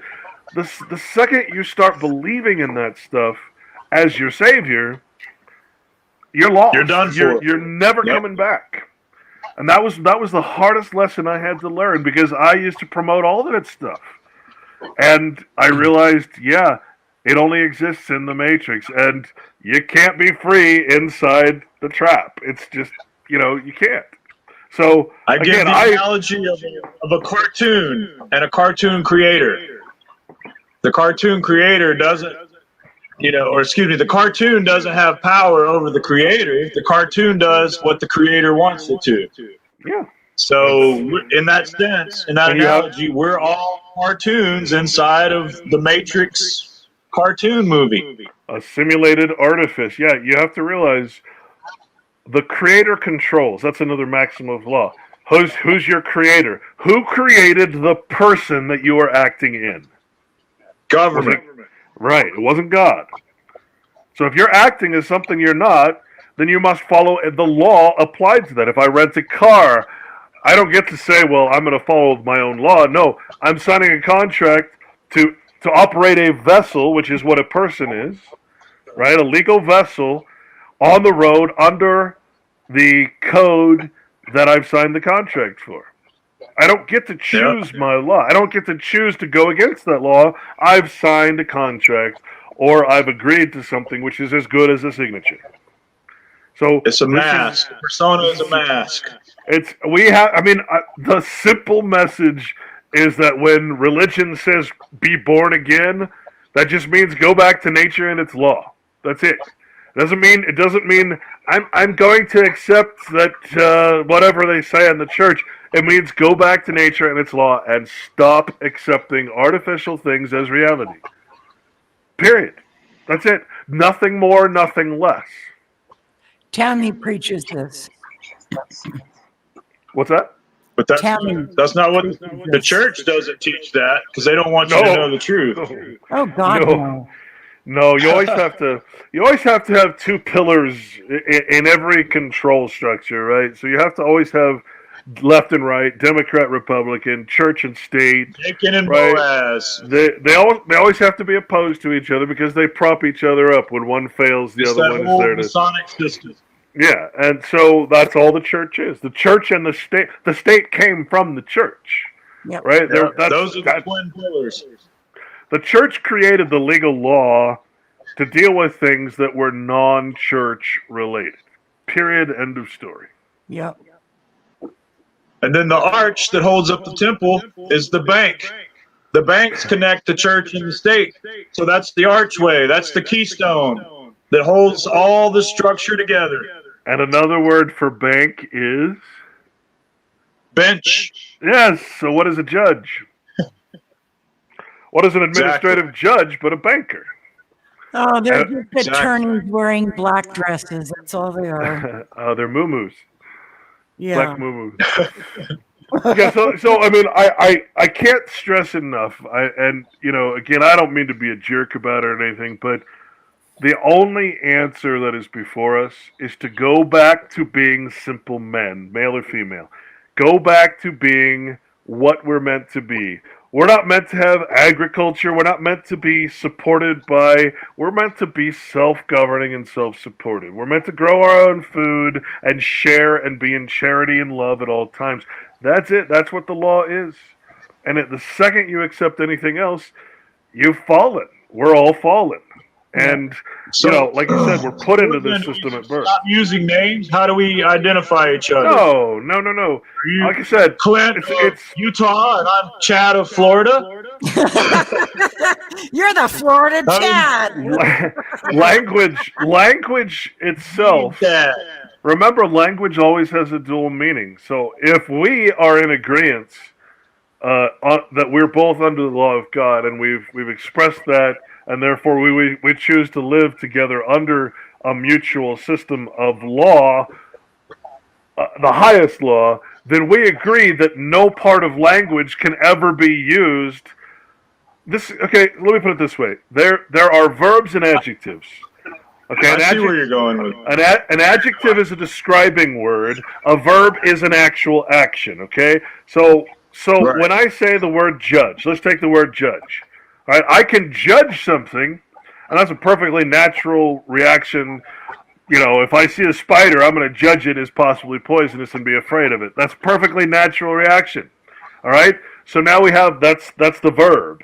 All right, I have judged something. That's an adjective. But when I say I'm a judge, now we've delved into the legal realm, which is all nouns. Okay, nouns are named. Noun is a person, place, or thing. So in other words, a citizen is a person, right? A place is a jurisdiction. Right. A jurisdiction, it doesn't actually exist. Everybody believes New York exists, but in reality, there is no such thing as New York. It's a fiction. No, they're all man-made. There are no physical boundaries. Right. Things are properties of something. So Person, place, or thing, right? So that covers the whole spectrum of legality. And so the word noun means name. That's all it means. That's all a noun is. When we say judge, we either mean the name of a corporately appointed legal entity, or we mean I'm judging something, right? The true meaning of the word. So when we were to speak, I would never, ever allow you to say a word, and you would never say a word that would somehow pull me into the legal system. There's no intention behind those words, right? We'd always be speaking correctly instead of using the language of trickery and deceit, which is the legal version of words, which is always opposed to or in the name of the legal system, right? Always opposed to natural law. When I say a rabbit, I can either mean the true living creature under God that's free and I have no right to do anything to except to sacrifice for food if that's a necessity. But the sacrifice must be real, right? I must feel that sacrifice. I must absolutely worship the fact that that is a living part of nature and that I need it to sustain myself. That's what sacrifice used to be before they changed it into a noun, right? A ceremony. And then there's the rabbit that's a name, which men can then, you see, you can't control an adjective. You can't control or make your property a verb. They're real things. They're true, natural actions or descriptions. They're not something that is an artifice of man. But the name, the rabbit, I can say I own the rabbit because I own the name. How does government control you? It owns your name. You agree to go under a legal name. It owns the legal name. It controls the legal name. It makes the law of the legal name, which is why the Bible says do not respect titles and names. Yeah. However, if I come along and say, well, hi, Clint, or hi, Dan, or hi, Bob, I never need to add anything to that. I don't need the surname because the surname is a legal name. I don't need to suggest that you're anything but a being in existence under the law of God. That is your first name or your Christian name. Never add anything to that name, right? Who controls the Christian name? That's Jehovah. That's good. I have no intention at all by calling you that except to reference you as an individual under as part of existence, as part of the whole. And therefore, when I point out if I point out a rabbit, I don't say that rabbit's my property and I can torture it and kill it and do anything I want to it, right? That's not the intention of the word. That's why words are so important. Now, again, David Wynn Miller or anybody who is a linguist like that is going to go into the sophistication of legal terms and create this whole thing that you can spend your whole life learning, and it's never going to do anything. Just models it, makes it more confusing. It's like putting an IV into your arm.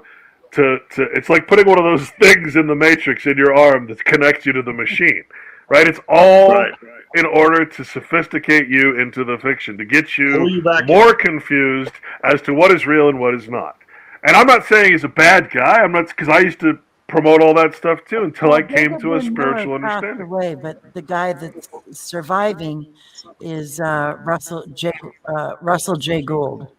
Well, I mean, it boils down to this. Same thing. They were teaching the same stuff. So. It boils down to this. He's either acting Christ-like or he's not. He's either claiming all his rights of God and never declaring them in the legal realm, like Jesus did as the example, or he's not. There's only one example to follow, and that's Jesus Christ. The story, not the man, the story of a man who is free from all legal things. The reason he speaks the way he speaks in parables, never gives a clear answer to anybody in public. He says, well, you've asked my advice.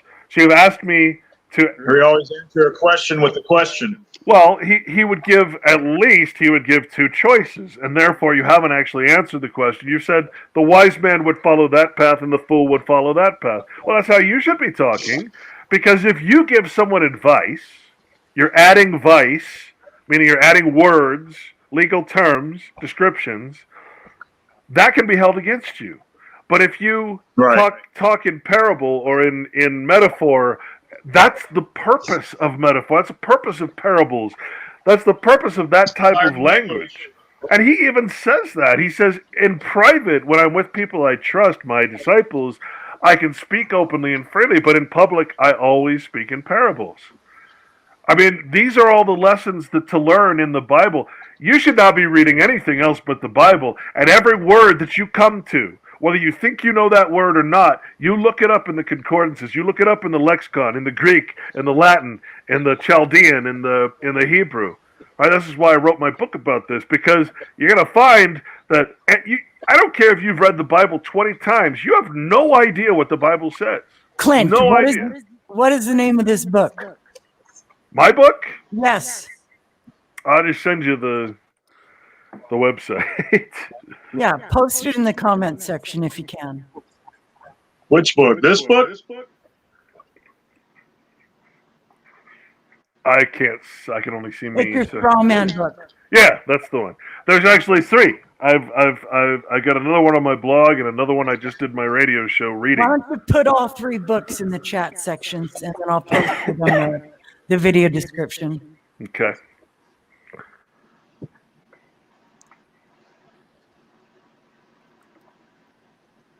Here's the Black's Law you were talking about, Jody. Yep. Oh, I have that That's the- one. Yeah, 6th edition.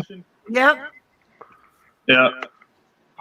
Yeah, I have the 3rd edition, the 6th edition, and the 9th edition. I can't tell you how many. I would love to have the 1st edition. I'll tell you what I have that I cherish, even though I don't use it that often because I usually go online for things. But I have the whole Encyclopedia Judaica. Oh wow! Oh wow! Which is a mind-bending thing to read because you gotta realize that in the Bible the term Jew, which didn't really exist when the Bible was written, but the Yahudi and the Iudios is the other word that was used. They only meant one thing, and that was they that are opposed to Christ or the new law of God, the New Testament, basically. And that's all the word means. It doesn't mean anything else. It's not a race. It's not a religion. It's not Semitic. It's not this. That's why you have Jews of every color, creed, and race, right? It's a people who do not believe that Christ or the law of God is their Savior. That's it. Nothing more, nothing less.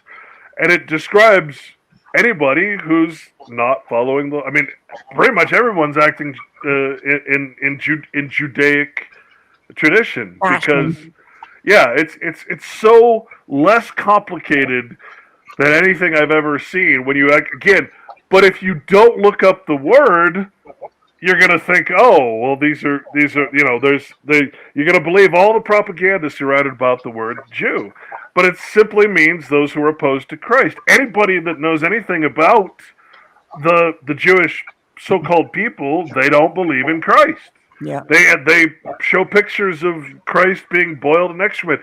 That is symbolic or metaphoric of the fact that they don't believe in the law of God and law of nature. Mm-hmm. Simple as that. Nothing more, nothing less. And so it's meant to be applied to all people, not just some sect of people, but it's all people who are not practicing the law of God. So what you're saying is that the people who love nature don't love God. No, it's the opposite. God is nature. Okay, that's what I was going to say. If you do love nature, then you love God. The only thing you have to realize is that there are 2 forms of nature worship. Okay? One is to worship all existence as monotheism. That's everything without exception that is part of existence or life itself. And then there's the paganist type of belief system, stuff. what you'd call polytheism, where you Yeah. actually say, okay, the ocean is its Yeah. own god, Yeah. as opposed to one single entity or existence itself, all existence, all that's in self-evidence and self-existence, right? All truth, all nature, or the nature of everything is God, and that is, it's not so much that you're worshiping it as God, it's that you're part of it. You are a creation of God as much as anything else is. See, that's the hard part for people to wrap their minds around. And yet, if you look up the term self-existent God or self-existence, that's how Jehovah describes itself as a metaphoric, parabolic What about the story. Native Indians? What do you think about the Native Indians? Like I said, they follow customs and traditions just like any other people, and I don't believe that should be the case. In other words, there's only truth.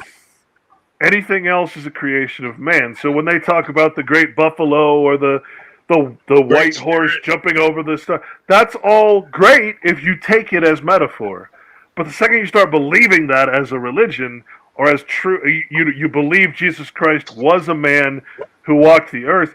Well, then if you have that belief, then if you believe, for instance, I mean, I know people don't like to hear this, but if you believe Jesus was God, well, then you cannot follow a God. You're not God. You're part of God, but you're not God. In other words, if you believe Jesus was God, then he can't be an example for you, because if you read the Bible, you're supposed to take the story of Christ as a man who is tempted by the flesh. Flesh means anything worldly or created by man, anything artificial, right? All the sins. So you're supposed to consider the story of the parable of Christ as a man, but you're not supposed to believe it was a man. In other words, you're supposed to take the example and follow the example. How he lived. Because otherwise you cannot possibly be Christ-like if Christ is a supernatural God. I mean, it's impossible for something natural to be supernatural, right? That alone was so groundbreaking in understanding everything for me.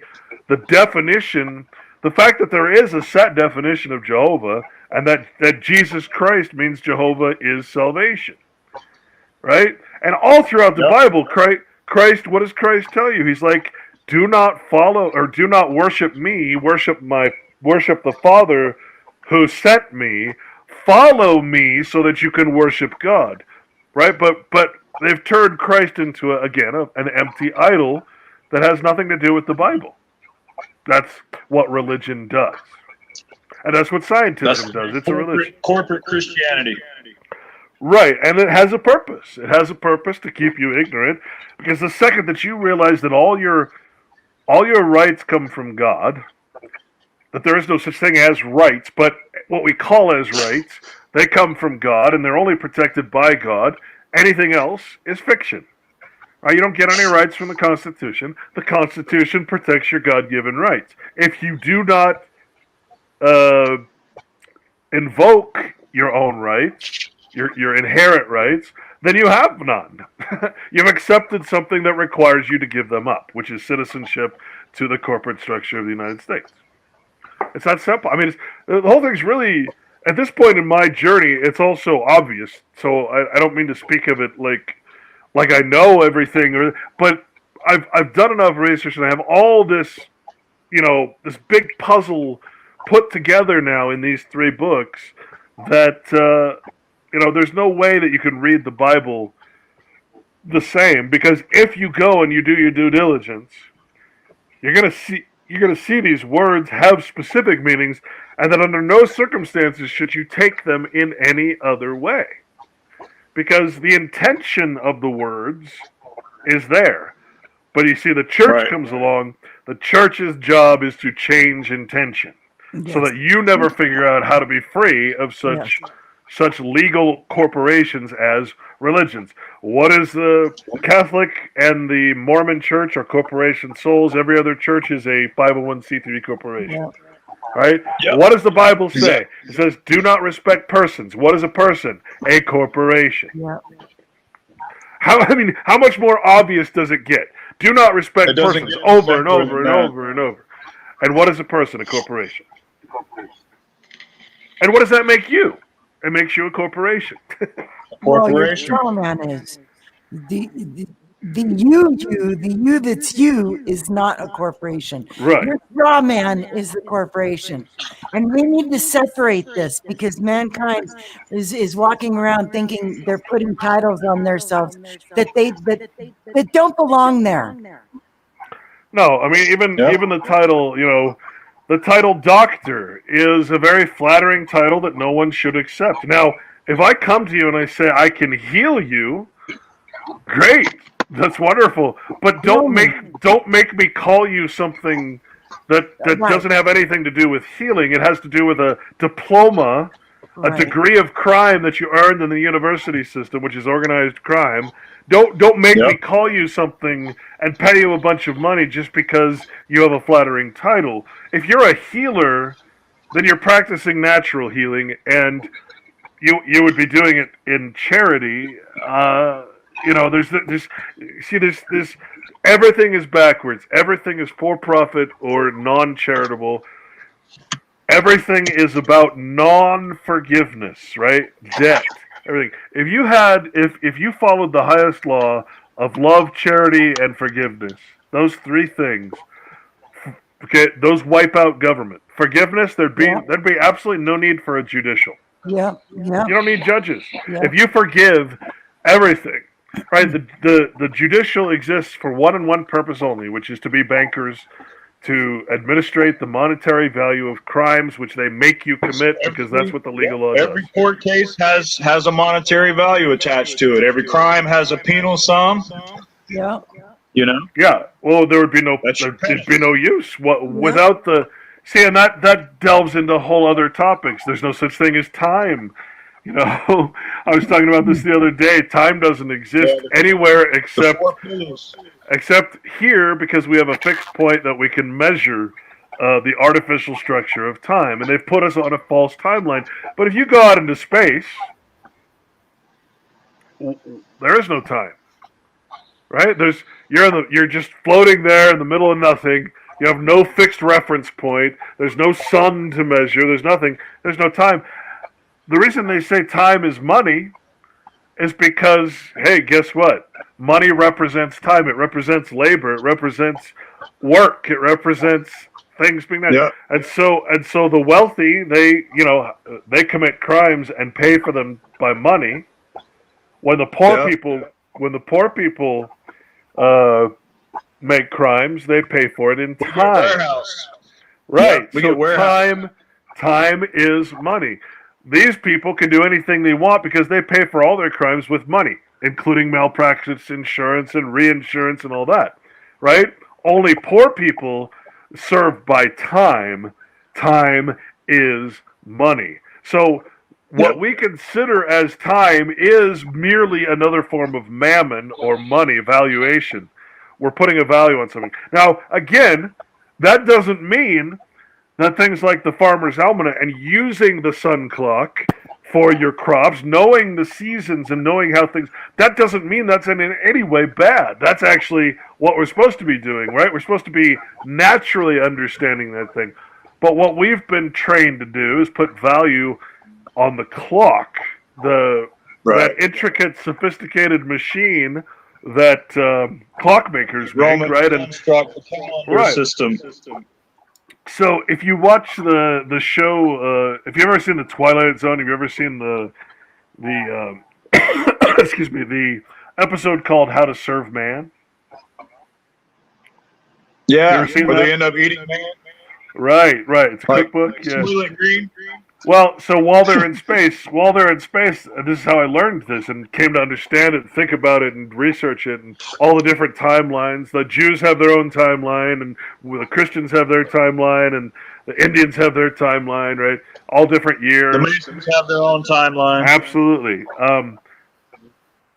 how I came to understand that was simply by that he asked what time it was as the aliens were taking him to their own planet to eat him, right? And they were stuffing him with all kinds of food while they're in their journey. He asked what time it was. And what did they say? They said, "Well, there is no time in space. We're if you mean what time is it on Earth in your limited capacity of understanding the universe or God, well then yeah, it's Right. 8 o'clock in the evening. But in the rest of the universe, there's no such thing as time. Time only exists on Earth as a construct of man, unless right. unless you're talking about the natural understanding of nature, the sun being that is different because you're talking about the real thing. But time is a string of symbols, numbers that are created by man that are designed to control us, and they even put us on the Jesus timeline, the birth of Christ. Their timeline is the reason they say the Earth is 2,000 years old is because the Jewish timeline starts at the creation of Earth, or their Babylonian creation myth is what it's really called. The Elena Masons call Amish, it Anunnaki. or In the Elena year of Amish. Yeah. So Yeah. so you see that everybody's on a different time construct depending on their status in society and their status in these artificial structures, right? So again, because we respect the timeline and it's really just money, right? Debt, time. Because we respect that as something real, as opposed to just a way of looking at it, or a verb or an action, something that's real, we are trapped within the time system that's created by man, and we're out of the time system or the infinite. Right, we're out of God's infinite, priceless, timeless existence, and we're stuck in this corporate structure, the matrix, which has a time code. Simple, again, all these things will become clear the more you study the Bible for what it really says. And you look up all these terms, and I'll send you a link to the second book as well. But it's just amazing when you come to these understandings, and you realize that most of the fiction, most of the lies, most of the artifice comes from you. It's your belief in it that really, really That's what props the system up. Well, it's that, but it also destroys you because it makes you go into the system. Yeah. So I mean, it's I totally get where you're coming from. so that means that there's only really one true form of freedom too. So anything you do that has to do with paperwork or assigning a title or a property to something, that can only exist in man's world. Freedom. But, On that- okay, so let's say that this happens someday. Let's say that everybody just gets out of the system. How are we gonna? How's the world gonna run? Well, first of all, it wouldn't be everybody. It would be you and you alone, me and me alone. Anybody that makes that decision. That's why the Bible says there'd only be a very small portion of the people. remnant. Right, the remnant. Perfect word for it. Even still, But how I do want you you to survive? I want you to think about what you're asking me. How do I survive without artifice? How do I survive in nature, in truth, without artificial things? How can I live without numbers? How can I live without a legal name? How can I live without Social Security? How can I live without money? Do you believe that apples exist because money exists? Do you believe that nature exists because mammon exists or money? I mean, Well, listen, what you're listen to me. asking, the only thing What I'm trying to ask you, and I'm only asking this because I know there are listeners out there who are going to be coming from situations like this. Okay, so let's say I've got 4 kids. I live in the city. I am on Social Security. I am on food stamps. I don't have a husband anymore. I'm trying to raise these 4 children. How do I survive? How do I break out of that system and be able to survive? It's a leap of faith. That's all I can tell you. No, I'm That's trying all. to. That's the only How? answer you can give. How? What are the You're steps? you're barking up the wrong. You're barking up the wrong tree. I just told you. You don't follow me. I'm not the No, example. no. I'm not. No, I'm not asking to follow you. What are the steps that somebody would take to do that? Hold on one second. Okay.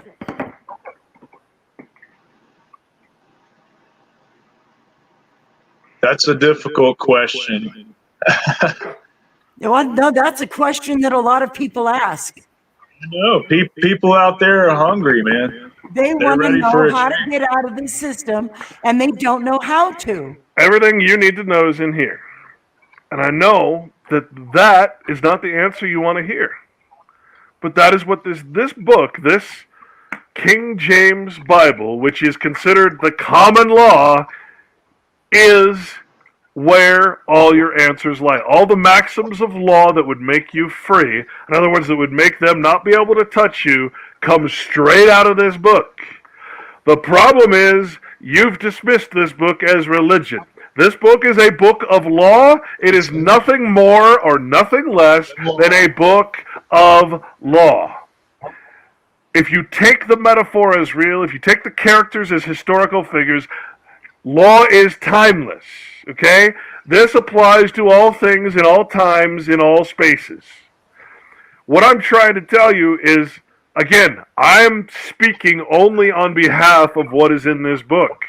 I read it not as a story or as a book, but as a book of law. I looked up every word to make sure I understood what it was saying, and then I understood this has nothing to do with religion. This book is used by both religions and by groups like Masonry. Okay? They call it their sacred book only because they're using the opposite of it. To know what's in this book is to control people, because this is the law that would allow you to be free. But if I take this and I tell you mythologies and start religions and really change the words to the point where you don't even know the name of God, which is Jehovah, right? If you don't even know that there is a name of God, which most people don't, which the Catholic Church is actually behind, they hid it from people, and therefore all the other religions, okay? They changed the word Jehovah to God and Lord, so that it's a generic term. You believe, therefore, that every time the word God is used, it's referring to some unknown God, something that you can't comprehend, instead of just the law and law of nature itself, existence. Half the time when the term God is used in this book, it's referring to men who are kings and presidents and mayors and magistrates, judges. They're all gods. You see? And therefore you say, well, God is a real, he's a bad dude. He's evil. He kills children. No, men do, and they do so because they call themselves gods, just like scientists think they're gods. This is where your answers lie. Okay? So to ask me, okay, I'll put it to you this way. You know that Bill Gates and people like him are sterilizing and killing children through the vaccine problems.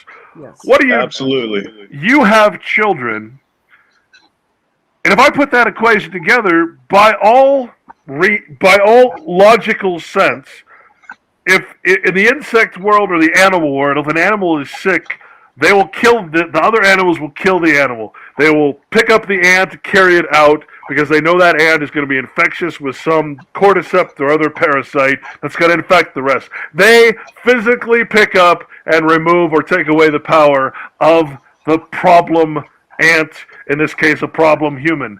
You want to tell me exactly why Bill Gates is still walking? If he's released mosquitoes, responsible for releasing mosquitoes that are full of dangerous things, he's responsible for killing, who knows how many millions and sterilizing how many millions. Why is he walking around? And I'll tell you the reason. You don't have this. You don't have the law of God on your side. You don't have any justification to do anything because you've prostituted yourself to the legal law, which allows you to commit every crime possible. And one of those crimes is not doing anything about the evil people in this world.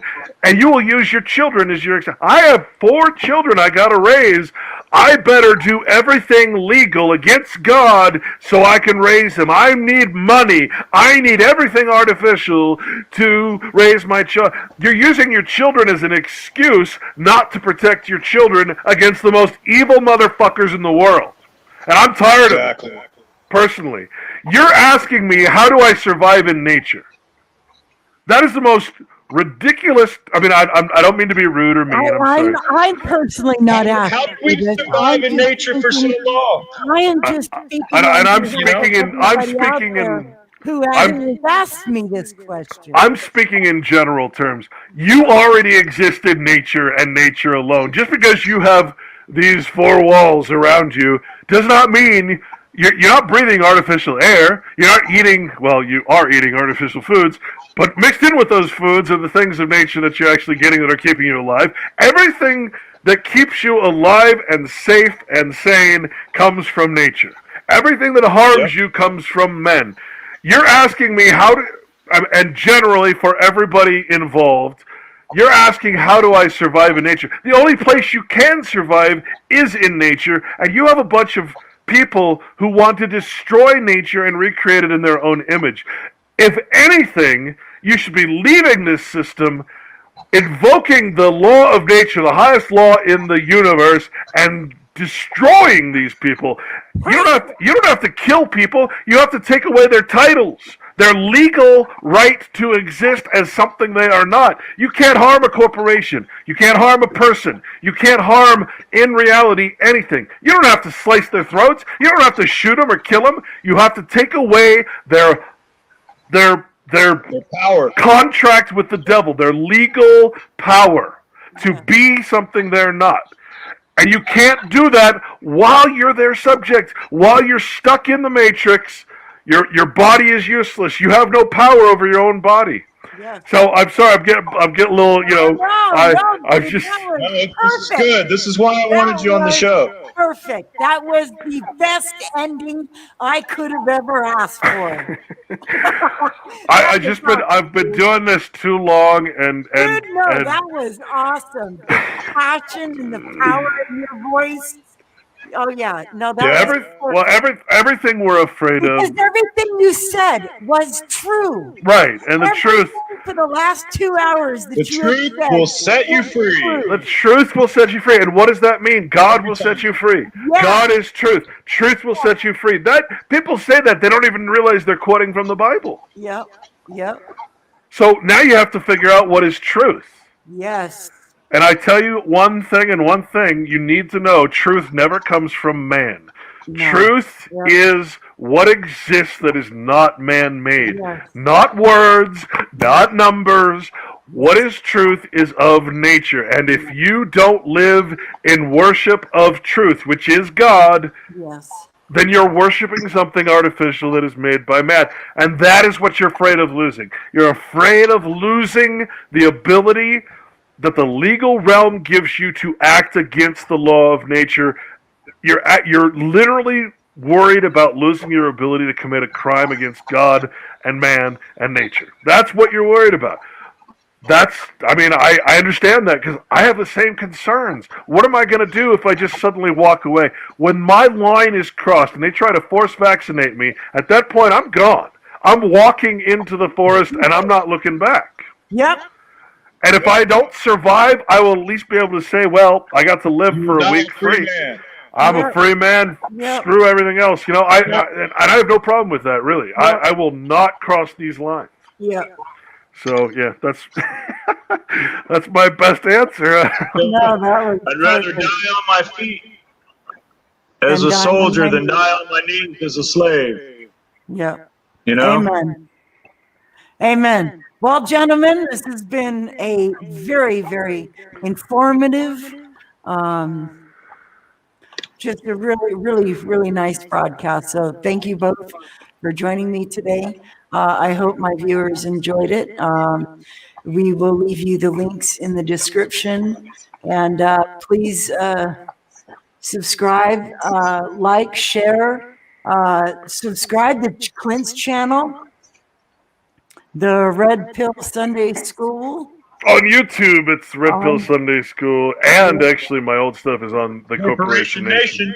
Yep, The- Nation. The website itself is actually dead now because it got hacked, and I couldn't fix it. So, But your But, blog yeah, is still up, right? the blog is still up. The book is free. You can download it. You don't have to do anything. You know, it's 1,200 pages, and it goes through all the language that we're talking about.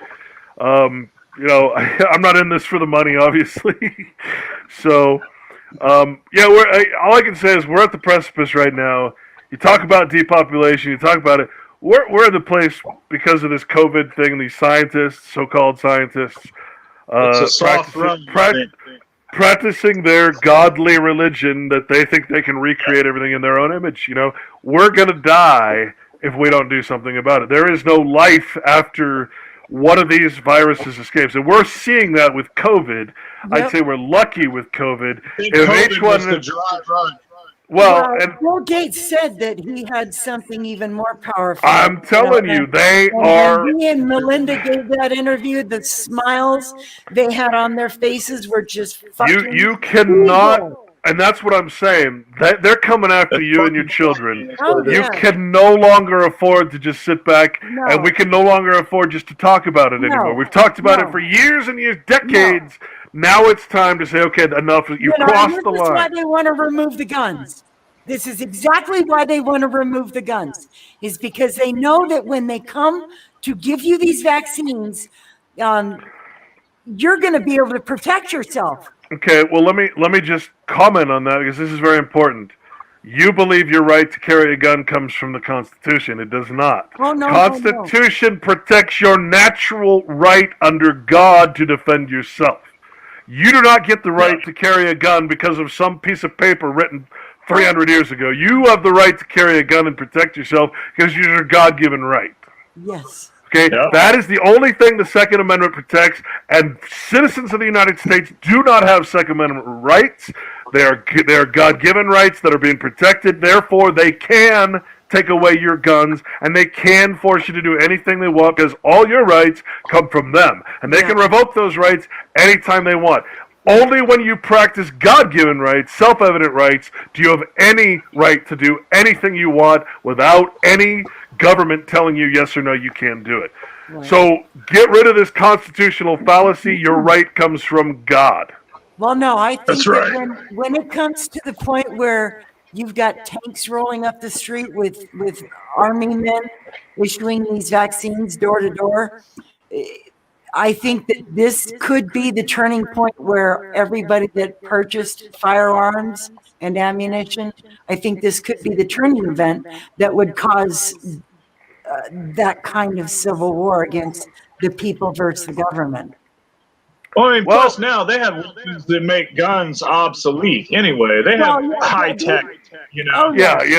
There's that too, and you got it again. There's a lot more of us than there are of them. There is, but there's a lot of people who will never pick up those guns. I would say the majority will not. So remember one and only one thing: the key to freedom is self-responsibility and self-government. Nothing else. You never rely on anybody else, although you can certainly try. But you never want to give up anything that makes you unself-responsible for all your actions. This is what the Bible teaches, right? So you always got to realize that everything that's going to be freedom for you, liberty, true liberty under God for you, comes from you and you alone. It is your choice. You are the one that has to act. If you don't act, and you believe that some superhero or some population is going to act on your behalf, I'm sorry, but that is a psyop. That's another policy. That is propaganda. You and you alone will act or will not act. Period. End of story. Yep. Amen. Well, all right, Clint. Thank you so much for your time. Thank you very much, Clint. Again, this is Clint Richardson. Yeah. With Red Pill Sunday School and Corporation Nation. Good luck with your show, guys. I hope you do well with it. Thank you very, very much. Thanks, Flint. We'll be in touch, man. Thank you so much. Take care. All right, bye-bye. Bye.